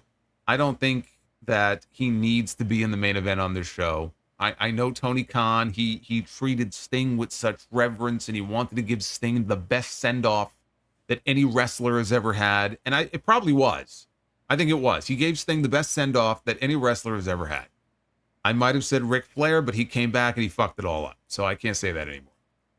He might want to give the same thing to Bryan Danielson. Even if Danielson doesn't want it. He's openly said, like, I can't do this anymore. I can't do main events and pay-per-views. It's too taxing on my body. I don't want to be world champion. Sting said the same thing. And Tony Khan was like, no, you got to do it. Right? It's the right thing to do. He thinks the world of Bryan Danielson. He has literally said that if he walks out his front door and gets hit by a bus, he has told his father, turn to Bryan. He'll run things. He'll run the show. Like, that's how much he thinks of this man.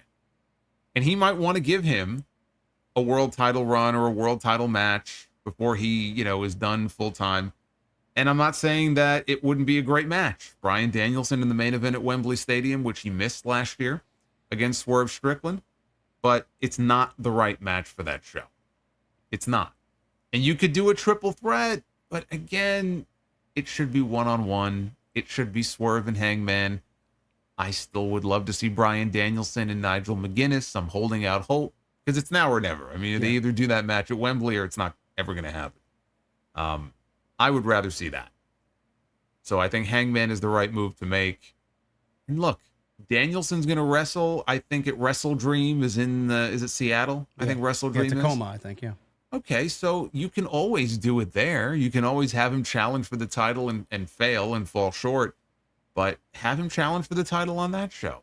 Maybe Tony Khan doesn't want to do that because he doesn't want to upset the fans. But it just, Wembley should be Swerve and Hangman if it's not going to be Swerve and Will Ospreay, which clearly it's not going to be. Somebody in the chat said that if Hangman does not win the tournament tomorrow night, that we could potentially get Jeff Jarrett versus Hangman at Wembley. No. Please. You guys are fucking comedians, man. Really, nobody wants to see that. Enough with the Jeff Jarrett. He's stuff. an enforcer or a referee or whatever the fuck he's doing tomorrow night, which begs the question why he was even in the fucking tournament. If that's the only reason you're going to put him in the tournament, I would have made him a fucking referee in the finals anyway, which is exactly what they're doing. Right. The Owen stuff. Again, I had no issue with him being involved. No, it was innocent enough. Yeah. I had no issue with him being involved in the Owen, and now you're just being ridiculous. Okay, so no. Jeff. Now, we talked about All Out. So let's think about this for a second. If Bryan Danielson does win, because Tony Khan wants him in the main event at Wembley, you could have Swerve come back 2 weeks later and wrestle Hangman in the main event at All Out, and you could do the match in Chicago and have them headline there.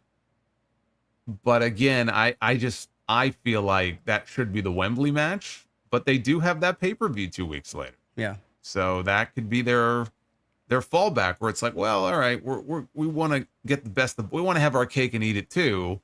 So let's do Danielson at Wembley and tell that story of him trying to win his first title here in AEW, his first world title, and then we'll do the Hangman match 2 weeks later because Danielson's not going to beat Swerve. One question here before we get to everybody else in the chat. With promos like Hangman, I said it on social media coming out of Saturday, he's really making it really difficult for him to cut a promo like that and then go into Wembley, potentially winning the tournament against Bryan, then going into Wembley, and then having him not beat Swerve. If he goes to Wembley and wrestles Swerve for the world championship, does he beat Swerve and become the new world champion? Because if not, where does he go from there? He's got to get his revenge, right? I think he does. Now, the first match they ever had was Wrestle Dream. So you could have Hangman beat him at Wembley, run it back one more time at Wrestle Dream, where it all began. And if they want to have Swerve win the belt back, they could certainly do that. I wouldn't mind it. If Hangman won that title at Wembley, I don't think that means it's the end. It's all over for Swerve. I think, you keep him in the mix. But I think he does. Yeah, I think he wins the title if you do that match. It's interesting. Like I said, Wembley's shaping up to be very, very interesting. I'm looking forward to it. And Wednesday's Dynamite looks like a banger show. Got 2 Owen Hart matches. We got Samoa Joe versus Chris Jericho in something Street Fighter one another. I don't know what the fuck is. What do they got here? They got Stampede Street Fight. Chris Jericho versus Samoa Joe. Oh, the learning tree. Yeah. Lovely. Yes, the learning. Hi, guys. Yeah, the learning tree. Hey, you know what? Even more better than the learning tree. One more match you can maybe fantasy book here for Wembley, assuming he is coming into AEW. What about Ricochet and Pac? Yes, said that on Wednesday. Yeah. I think that's the way to go. Yeah. open the show with that, man. You put those two in the ring. Whew. It's been a while since they've been in the ring together. Ladies and gentlemen, thank you so very much for joining us on this Tuesday Night Titans episode 56. Hopefully you got a lot out of it. We certainly do every week. Make sure you guys continue to support. Get those super chats in. We got 935 likes. Only a little bit more for 1,000, guys. So if you're in the chat and have not hit the thumbs up, please hit that thumbs up. And make sure you guys follow us on social media and hit that subscribe button for our channels. Jason's channel and social media are linked down below in the description of this very video. Let's start at the top here. An unkindness of Ravens with a $2 super chat. Hi, guys, with a clown emoji. Thank you. Donnie with a $5 super chat. After decades of Vince booking, you two are going to have an uphill battle convincing people to trust the process. Best of luck. I mean, we're trying. If you guys don't see that it's better now than it was then, I don't know. I don't know what we can do to help you, honestly. Just watch the show. It's a lot better than it is. Hey, you know who popped up on my channel the other night? Who? Demeter Bullion. Is he? I'm is still he trying. Is he here tonight? I don't know. Maybe I shouldn't have said his name. It's like fucking Beetlejuice. But like, I'm still trying to decipher the message. I feel like it was coded in some way. I couldn't figure it out. But I saw the name. I said, "Oh, he's migrated over." It's all about how you read his message. I'm sure it was a very entertaining one. I feel like it would fit in perfectly with like one of these Wyatt Sicks QR codes that you're trying to dissect, and you just can't really figure it out. David Thiering with a $100 super chat. David, thank you so much, man. Thank you, David. Salamonster versus the Golden Arrow. JD versus the Insects. 2 banger matches coming up for the next HOG show. I'm thinking, LOL. Just want to give a shout out to both of you. Have fun educating the misinformed. The IWC as always. Cheers. David, thank you so much, brother. Maybe we can get Liver Morgan as the special referee for the match. Still Liver Morgan. Liver Morgan. That guy Jaeger with a 5 and a 2 with JD's Spiders, Salamonster's Moths, and my Florida Mosquitoes. We need to have a blood and guts match to settle this once and for all. And then he says, did you guys notice CM Punk's diss of AEW last night? LOL. Yes. There are actually fans on the opposite side of where he was standing in the ring. Yes. El Mase with a $20 super chat. Nothing better on a Tuesday night after a hard day at the office than to sit down with a fresh blunt and watching JD the Wise Man and Salamonster the Learning Tree. Oh, boy. Sit under the learning tree every Tuesday night. Is that what you are now? You're the fucking learning tree? Apparently, I'm the learning tree now, yeah. Although far less annoying. William Sanchez with a $19.99 super chat. When do you think will be Cena's last match? I could see Survivor Series or maybe a December pay-per-view on SmackDown, since that's where he made his debut. December is usually not that important because of the holidays. William, thank you for the 20, brother. Jason and I did talk about that during the John Cena segment. Jason did say, and I forgot about this, with the move to NBCU for SmackDown, they are due for 4 network specials. So, take your pick. M. Andrade, $4.99. Should Cody and Randy trade the belt back and forth if they feud? It's a good question. I think so. Yeah. Yeah. Why not? I mean, Cody doesn't have to have like a long... Not everybody has to have a long, uninterrupted run. I think it makes it more interesting, especially if Randy goes heel. Yeah. Mr. Team Bring It with a $1.99. What are your favorite top 3 John Cena matches?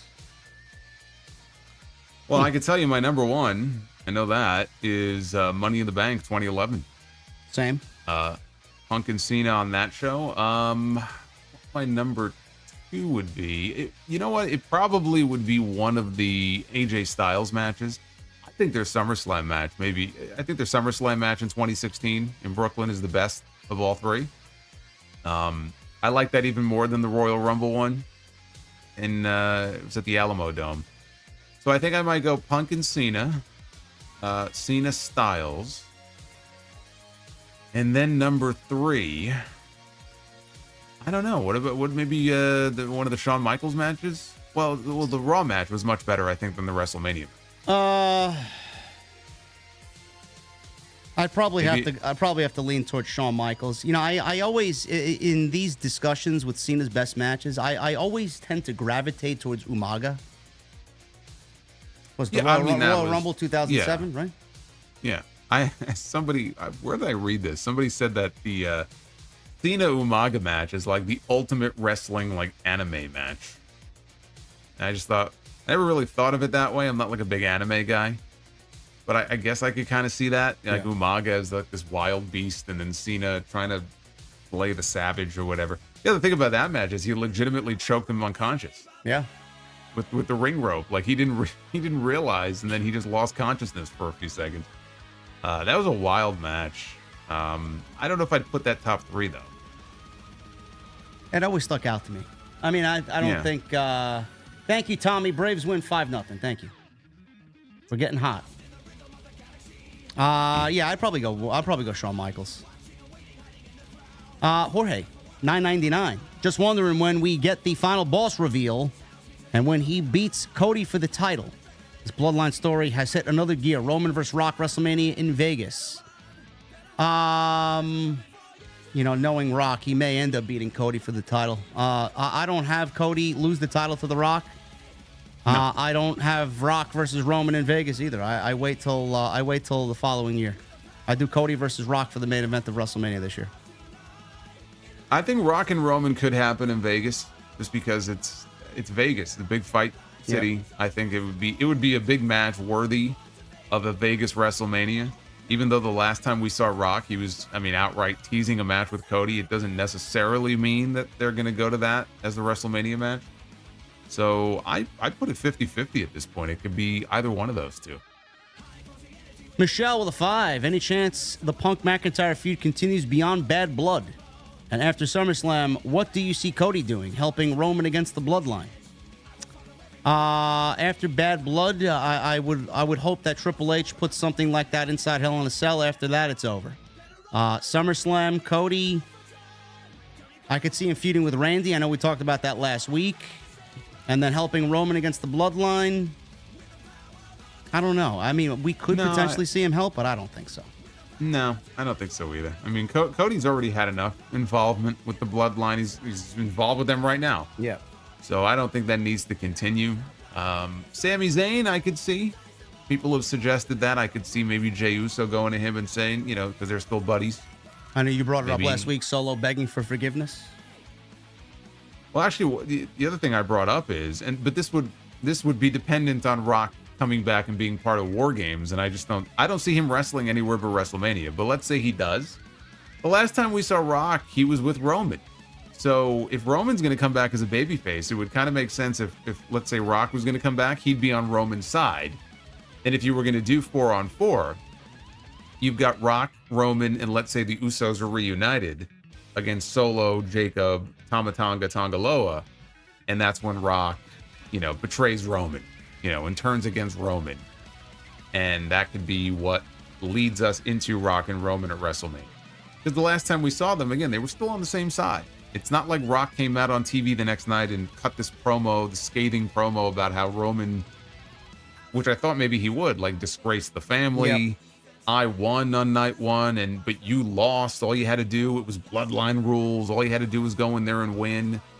And I was kind of surprised I didn't do that and was wondering if maybe there was a reason why. So when Rock comes back, whenever that may be, it would kind of make sense for him to still be aligned with Roman, and then maybe they could do a turn. I don't know. It depends when Rock comes back, though. I could see that playing out that way because, for all intents and purposes, we know that Roman's probably coming back at SummerSlam and is going to help Cody beat Solo. So maybe Rock has an issue with that. And then he comes back, he aligns himself with Rock, Roman does, and then something happens there where that moment at SummerSlam plays into the fact that Rock will turn on Roman. Yeah, that would make sense to me. I like it. Thank you, Michelle. Jorge, thank you, brother, for the 10. Casey Cold with the 4.99. Appreciate the show, fellas. If the plan is Rock versus Cody at Mania, when do we get Rock versus Roman? WrestleMania 42. Would they really drag it out that long? Yeah, the Bloodline storyline has legs for years, so it ain't going nowhere. I mean, Rock's not getting any younger, but yeah, I could see 42. This story is not ending anytime soon. Mr. Team Bringer with 199. Which was the better show at their peak, TNA or AEW? That's a question that Jason's got to answer because I watched 0 of TNA. AEW. There you go. Basic with a 4.99. C. Us guys are easy. Give us a PS5 and we are good. Don't ask for much. Yeah, Liv knows how to take care of her man, I guess, Basic. Thank you. Yeah, every week he's playing 2K24. He's eating chicken nuggets. He's living the life. He's being torn apart by two different. Yeah. He's got that. He's got that cool mustache, right? Bobby's World 2110 with a $10 super chat. Sorry if you guys already spoke about this, but Punk won't be at Raw next week, and Drew will be, or will he? Who's to say he shows up instead at Punk's house like he threatened to do at Money in the Bank? It's a good question. He did say at the post-show media scrum he knows where Punk lives, so I'd love to see some home invasion. Get to see AJ Lee. Maybe he kidnaps Larry. Maybe Larry gets armed and loses a tooth. Maybe he pulls a big boss man and he cooks Larry and serves him to CM Punk. Who's going to take Larry to safety, man? Is Kenny Omega available? Alex with a $10 super chat. Brother JD and Solo with the potential debut of Ricky Starks in WWE. Is he one of those rare talents that you guys see jump straight to the main roster or have a brief run in NXT? NXT. Yes. Yeah. Now, if Ricky comes in, I'd be very surprised if he bypasses NXT. Yeah. Drizzy Drew with a 4.99. Has TNA genuinely benefited from this WWE partnership? Feels like it's very lopsided, in my opinion, unless we get an AJ in TNA at some point. Other than that, I don't know. Yeah, it has benefited. Their ticket sales are up. I think they are doing very well as far as what's coming up. Slammiversary's coming up. We may get AJ at Slammiversary. We don't know. But I do get your reservations there, Drizzy Drew, because I do feel like with Jordan Grace having a contract coming up in January and the way Joe Hendry is just absolutely killing it social media metric-wise for WWE. I mean, these talents are appearing on WWE shows, man. By the time their contracts are up, where the fuck are they going? Yeah, we know exactly where they're... they believe in Joe Hendry, all right. They believe in him enough where he'll be working for them soon. Yeah. But Justin in the chat, because Larry Burgers, like when Earthquake made Snake Burgers after killing Damien. God, exactly. No. You have Drew come out with a big chef hat on. Oh my God, it would be great. Drizzy, yes, thank you, brother. I do get your sense of if it's lopsided or not, yes. Dan McDaniels, Dan Noodles with a $9.99. Inserting Seth into the Drew Punk feud now could be the second this year he gets inserted into a program. It just doesn't feel right to me. Hopefully he doesn't play second fiddle. It's up to the creative team, bro. I don't know what to tell you. Well, he wouldn't be second fiddle. He would be third. Well, maybe don't make gentlemen's agreements where you can't challenge for the world championship. Well, now that's all rescinded now anyway, so. It is, but Cody found out the hard way. Don't make stipulations that are going to come back to haunt you like he did in AEW. Oh, yeah. Kevin Dunn's Beaver with a $2 super chat. Sol Ruka is still my Pookie. Great show as always. Yeah, Sol Ruka is a very lovely lady. She's definitely up there on my list, for sure. Lucky Tyler Bate, huh? Captain is that a thing? Yeah. Oh, good for him. He's the big strong boy. He's got a nice all-star fucking list for himself, Tyler Bate. Yeah, Tony Storm at one point too. Good for him. Captain Solo with a $5 super chat. What was your favorite Money in the Bank cash in? Mine was Dolph Ziggler cashing in on Alberto Del Rio. Yes, that was a good one. That was mine. I was in the building for that one. The building shook. That was a great one. It was a great one. I'm gonna go just because it's not Seth Rollins, the obvious choice. I'm gonna go with Adam Copeland. I love that one. Cat Eyes with a $9.99. Which one though? He had two of them. The first one. Okay. Yeah. Cat Eyes with a $9.99. No message. Thank you. Lauren with a $5 super chat. Cena final opponents should be Cody Rhodes, Randy Orton, Drew McIntyre, CM Punk, and Gunther. In my honest opinion, Randy and John should definitely face at Mania. Yeah, we didn't mention Drew McIntyre. That'll be a good one, too. Yeah, Drew would be a good one, too. But yeah, I mean, I think I said the same thing. I probably would do Cena Orton at WrestleMania and have Cena go over there. And I don't think you need to wait for his last match necessarily to do Randy. So yeah, WrestleMania, again, it's just shocking to me that they never had a singles match. So this is it. It's now or never. Either get it in now or it's not going to happen. Basic $5 super chat. I don't think there weren't any plans for Cody. I think The Rock wanted to hinder Cody's push because he was so over. He wanted Cody shelved. I don't know, man. Everybody's obviously entitled to think what they want. I mean, I'm a slight conspiracy theorist anyway. Yeah, I mean, who knows? Who knows what anybody's true intentions were? They're all out for themselves. Yeah, I don't think he wanted Cody out as much as he just wanted to be in. Yeah. So it wasn't anything personal against Cody. It's just that he saw an opportunity, 40th WrestleMania, and business is booming, right? So perfect time to come back. Mm-hmm. And we see what happened. We got Cat Eyes with a $4.99 super chat. JD is the GOAT. Solo is a top dog. I love you guys. Shout out to Big Bay Pear for introducing me to this channel. Hashtag OTS for life. Hashtag TNT is the best collab. Well, thank you, Cat Eyes. Damn right.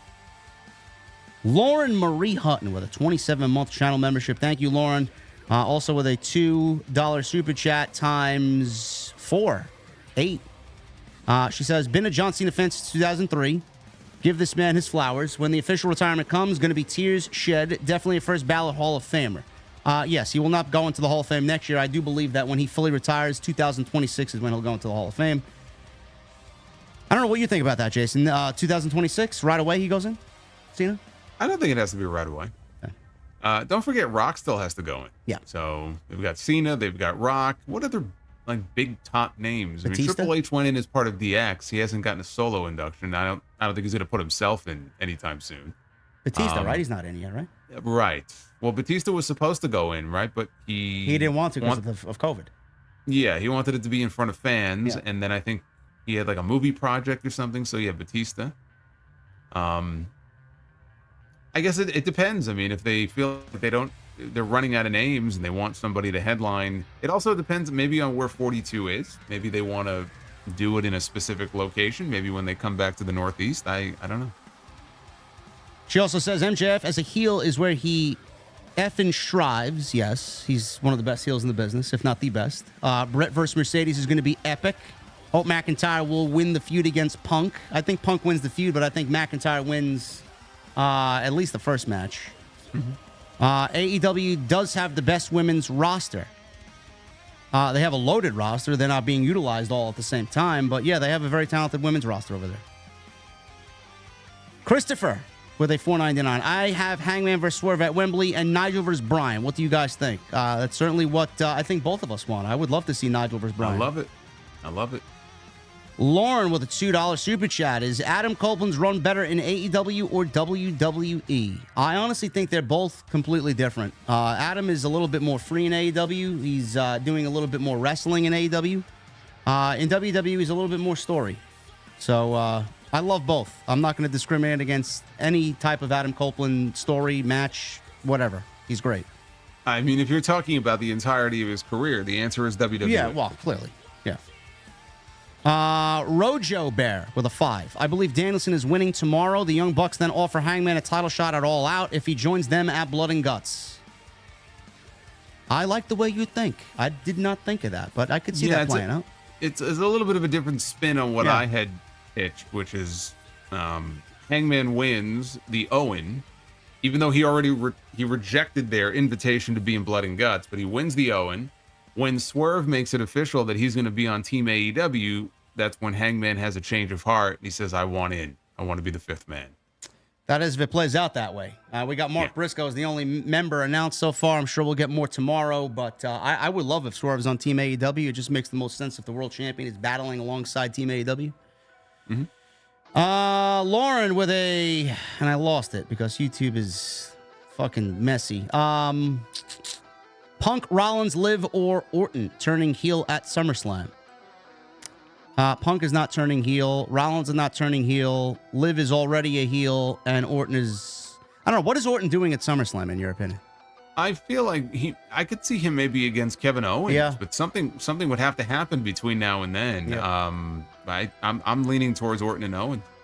A heel turn would have to happen at SmackDown at some point in the next 3 weeks. So, not necessarily. I think if maybe somehow it was set up by Nick Aldis where, both men maybe make it clear they want to go after the title.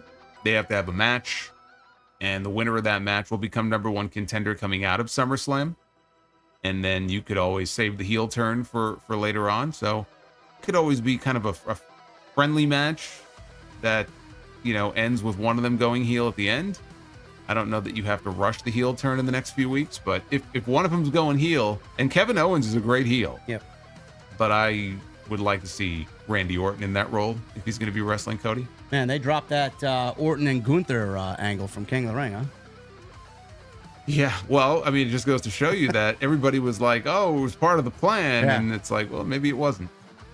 Arabian Knight 2000 with the 279. You see Cole going back to WWE. He's a Triple H guy. Yes, I do see him going back to WWE. I very much do. You know why I say that? Because I see Britt Baker going to WWE when her contract's up. I don't necessarily believe that. Okay. Yeah, I don't necessarily see that. I could see her being kind of like MJF in that this is the place that gave her her big break. She's been the face of the division for a very long time. And I don't know when her contract is up. Let's say it's in the next year or two and it's not like 5 years from now. I don't know that she leaves. I think she stays. And if she stays, I think Adam Cole stays. Daniel Malcolm with the 2 months. Thank you, brother. Feels like all the weight Jacob lost, Solo found. Does he look that bad? No. He looks the same to me. Me too. Yeah. Alex with a $10 super chat. Assuming WWE and TNA create a Forbidden Door-like pay-per-view, which partnership do you guys see will become more impactful and of higher quality? AEW New Japan or WWE TNA? Well, being that the Forbidden Door, Jason, I don't know if you saw this, has not closed yet because Tomohiro Ishii is on Dynamite tomorrow. I'm going to go WWE TNA. Yeah, the Forbidden Door is open every week in AEW and never closes. There's a global, what is it? Let me see. I got the preview of Dynamite here. It's a global glory 4-way. What the fuck is that? I have no idea. What is it for? Not a clue. Maybe they may have said on Collision and I missed it, but I have no idea. I don't know. Someone in the chat, find that out for us, please, because I need to be prepped for tomorrow. Alex, thank you, man. Mike, 43 with a 2. Have MJF retire Bryan Danielson in his hometown. Listen, you're going to get those two back in the ring. I'm not going to have a complaint. Advocate with a 5. Passed the Sir Safe exam today. One step closer to a McDonald's manager. JD McFish. Love you guys. Keep up the great work. Bye, guys. I was told I had to be schooled. McFish doesn't exist here in the United States. It's a European thing. Well, we have the McGriddle, right? Yeah. That they bust out every now and then. Yeah, or the McRib. Oh, right. That's what I'm thinking of. What did I say? McRib? Yeah, that's a thing, too. It is a McGriddle. I think it is a thing. I was thinking of the McRib. It's a breakfast item.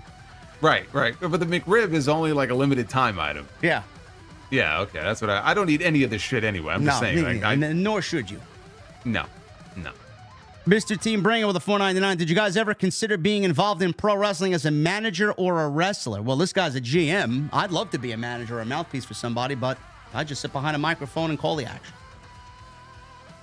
Hey, I'm the commissioner. I got nothing to complain about. I get to throw my weight around and tell people what to do and hire people, fire people. So I'm living the dream, baby. Abu Sika with a $4.99. In your opinion, do you guys... Oh, my God. From my channel, Abu Sika. Yes. In your opinion, do you guys think all the egos in the industry will subculture once streaming rolls around?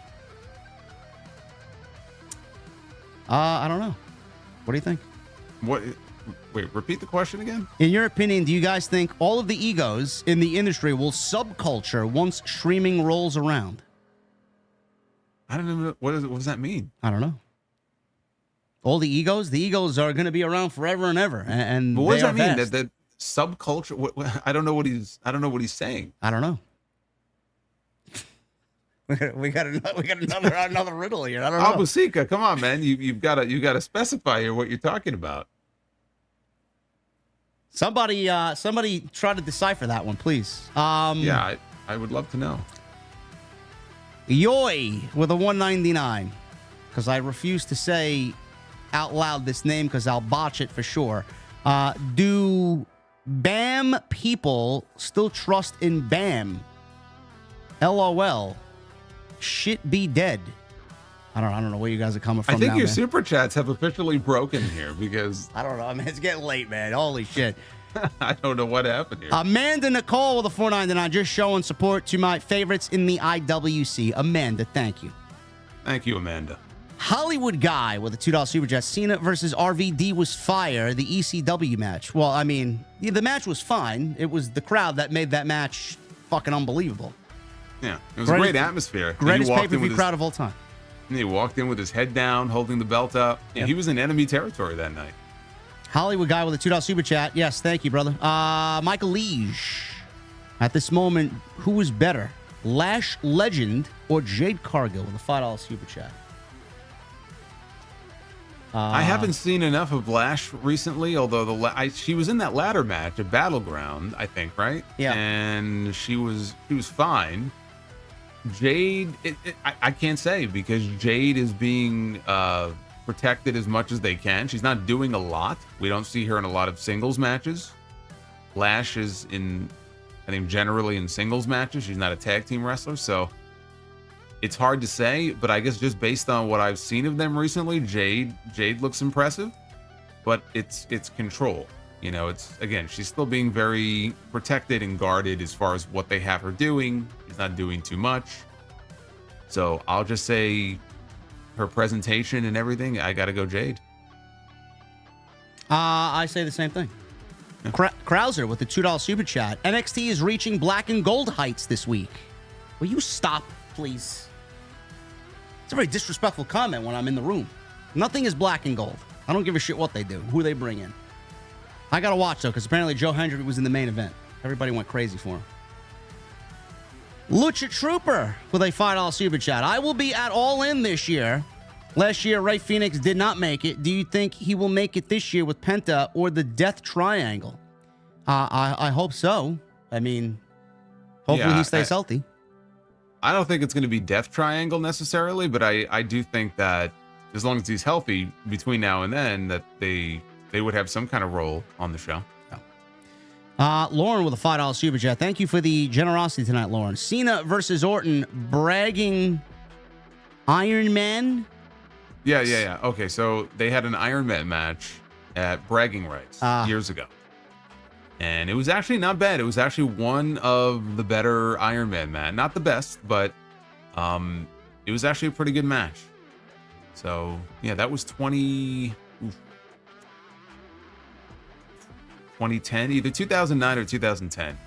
I forget which one. She also said Cena versus HBK Raw 2007, Cena versus Punk Money in the Bank, Cena versus Bryan 2013 SummerSlam, Cena versus Styles Royal Rumble 17, and Cena versus Orton SummerSlam 2007. Yeah, you know what? I forgot about that SummerSlam 2013 match. That would be up there. Cena and Bryan. Yeah, that was a great one. That was a great match. David Thiering with a $20 super chat on top of his 100 earlier. Thank you, brother. Hey, JD, not sure if you are aware of this already, but the learning tree on Solo's channel is an accomplishment that's great and drives him crazy.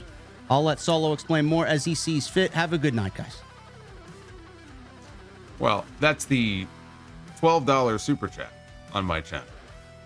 So every time somebody drops it, you hear the Alvin and the Chipmunks voice. Hi, guys. Well, no, it goes, I am the learning tree. And then you think it's over. And then 5 seconds go by. And then it goes, thanks, guys. Oh, my God. and they love dropping these learning trees on me. So by the time my stream is over, I basically look like Drew McIntyre at the end of Money in the Bank. You got a lot of branches. Yes, I have many branches on my channel. I'm approaching 81,000 branches. Oh my goodness. On my channel. Very close. Arabian Night with a 279. Why isn't Triple H using D. Lee? He had so much hype. SMH. D. Lee? D. Lee? Who's D. Lee? I don't know. Why is he not using D. Lee? I was going to ask why Odyssey Jones has been drafted to Raw twice in 2 years and we haven't seen him once yet, but I don't know who D. Lee is. Dragon Lee. Oh, okay. Okay. All right. Well, we both forgot that he even existed, so what does that say? Not a good sign, man. Trying to figure out who the fuck is D. Lee. Aquarius Know It All with a 199. Edge cashing in on Taker on SmackDown was epic. Yeah, I like the original one better. You know, Undertaker wrestled Batista in a cage match that night with, I think, a torn bicep. Had a whole cage match with him. And then got cashed in on because he was hurt and they needed to get the belt off of him. But that was going to be Mr. Kennedy. He had the briefcase, and he had lost the briefcase to Edge, I think, on Raw that week because they thought Kennedy had an injury. And then it turned out he had like a bad bone bruise, and he was back like a couple of weeks later, and they never actually had to take the briefcase off of him. So that's one of those what ifs. What if they had kept it on him? Oh man, that's a major what if there. I was a big fan of his. Yeah, that's rough. Lewis with a $20 super chat. Great show, guys. I look forward to it every Tuesday. Thank you, Lewis. We're happy that you're here. Thank you, Lewis. Chris with a $4.99. What's up, JD and Salamonster? Great TNT thoughts on SummerSlam 2025 in Gillette Stadium in Foxborough, Massachusetts, with Cena winning number 17. I think Jason said earlier that it doesn't necessarily have to be in Massachusetts, but you can fantasy book if you want. Yeah, I guess they haven't announced where SummerSlam next year is going to be. We know 2026 is in Minneapolis at US Bank Stadium, and we know that Lucas Oil Stadium is going to get it. I would think probably in 2027. Yep. You know, and what a scene that would be for him and Gunther in Foxborough in Massachusetts for the title, man. Yeah. That'd be great. That would be. Alex with a $5 super chat. How would you reintroduce Lesnar back to WWE programming? Can you see him as a potential opponent for Cena next year? No, I don't see that. I mean, of all the nostalgia matches to do with Cena, I think we've seen our last Cena-Lesnar match. I don't think we're going to get it. As far as how to reintroduce him, I think that's still a match Gunther is going to want. So I think if he does come back, I think we do get Gunther and Lesnar. And who knows, at that point, maybe it's for the World Heavyweight title. Miles Marable with a $4.99. Could you see Punk versus Drew feud end in a loser leaves Raw? I mean, how could they possibly be on the same brand with how personal it is? Hashtag thanks, guys. I can see that. Loser leaves Raw? I can see that. McIntyre goes to SmackDown because I can't see Punk not being on Raw going to Netflix. Yeah. Yeah, if one was going to leave, I think it would be Drew going to SmackDown. Aquarius Know-It-All with a $4.99. Solo, how do you feel about Arsenio Hall in the Celebrity Hall of Fame wing? If that's still a thing, I think he is a worthy name to consider. I mean, he was a huge wrestling fan, and he would have wrestlers on his show all the time back in the day. We had Hogan and Savage and Sherry and Rick Rude and Bobby Heenan and DiBiase and Virgil. I mean, the Warrior. So I look at him the same way I look at Regis Philbin. He also was a big wrestling fan and was very kind to them and would have them on his show and give them a lot of exposure. So I think both of them deserve a spot in the celebrity wing. The Learning Sicko, Dr. Bropio with a $5 super chat. If I could be serious for a minute, I am the learning tree. Thanks, guys. See what I put up with? He's one of mine. I see that. What I put up with? At least he ain't Demeter bullying. See, my whole thing was, look, if I have to sit through this learning tree shit every single week, which might as well fucking make use of it, right? There you go. You may as well get something out of it. Captain Solo with a $5 super chat. Is 2025 the year we get Psycho Sid and Lex Luger in the Hall of Fame? And who was better, Alex Wright or Disco Inferno? No, I don't think we're going to get both of them in the Hall of Fame in the same year. I do think I don't know why Sid is not already in, unless they've asked him and he just he's playing softball or something. I have no idea, but Luger's going to go in for sure. I thought he was going to go in this year because they were putting stuff up on like their YouTube channel. They did a whole thing where he was like watching some of his matches, and I'm like, we're getting Lex Luger content. This was like a month or two before WrestleMania, so I was surprised he didn't go in this year. But yeah, it's hard to say. It's up to Triple H, I guess. I don't know what his thought process is as far as who he picks, and I'm still waiting for Demolition to go in. But what was the second question? Who's better, Alex Wright or Disco Inferno? Alex Wright. Mario's with a 199. Is Batista for the John Cena? I'm so confused. So am I. Is Batista for the John Cena? I'll let you answer that. I don't know, man. He is for the John Cena, yes. Rumpelmane with a 199. He simply says, JC Jane's feet. All right, you guys are you guys are getting a little crazy, man. That goes well with some Lipper Morgan, I hear. I guess so. And Arabian Night will end with this one with the 279, unless someone else wants to chime in. Do you see Stephanie Vaquer signing with AEW or WWE?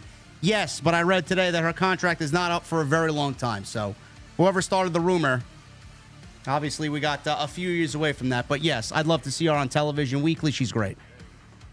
Yeah, I think it was Lucha Blog who clarified the rumor and said that she's under contract for a while yet, but that doesn't matter because CMLL traditionally has let people out of their contract if there's interest from like a bigger promotion. So if she was going to leave and go to one over the other, I mean, I don't know her and I don't know what her goals are.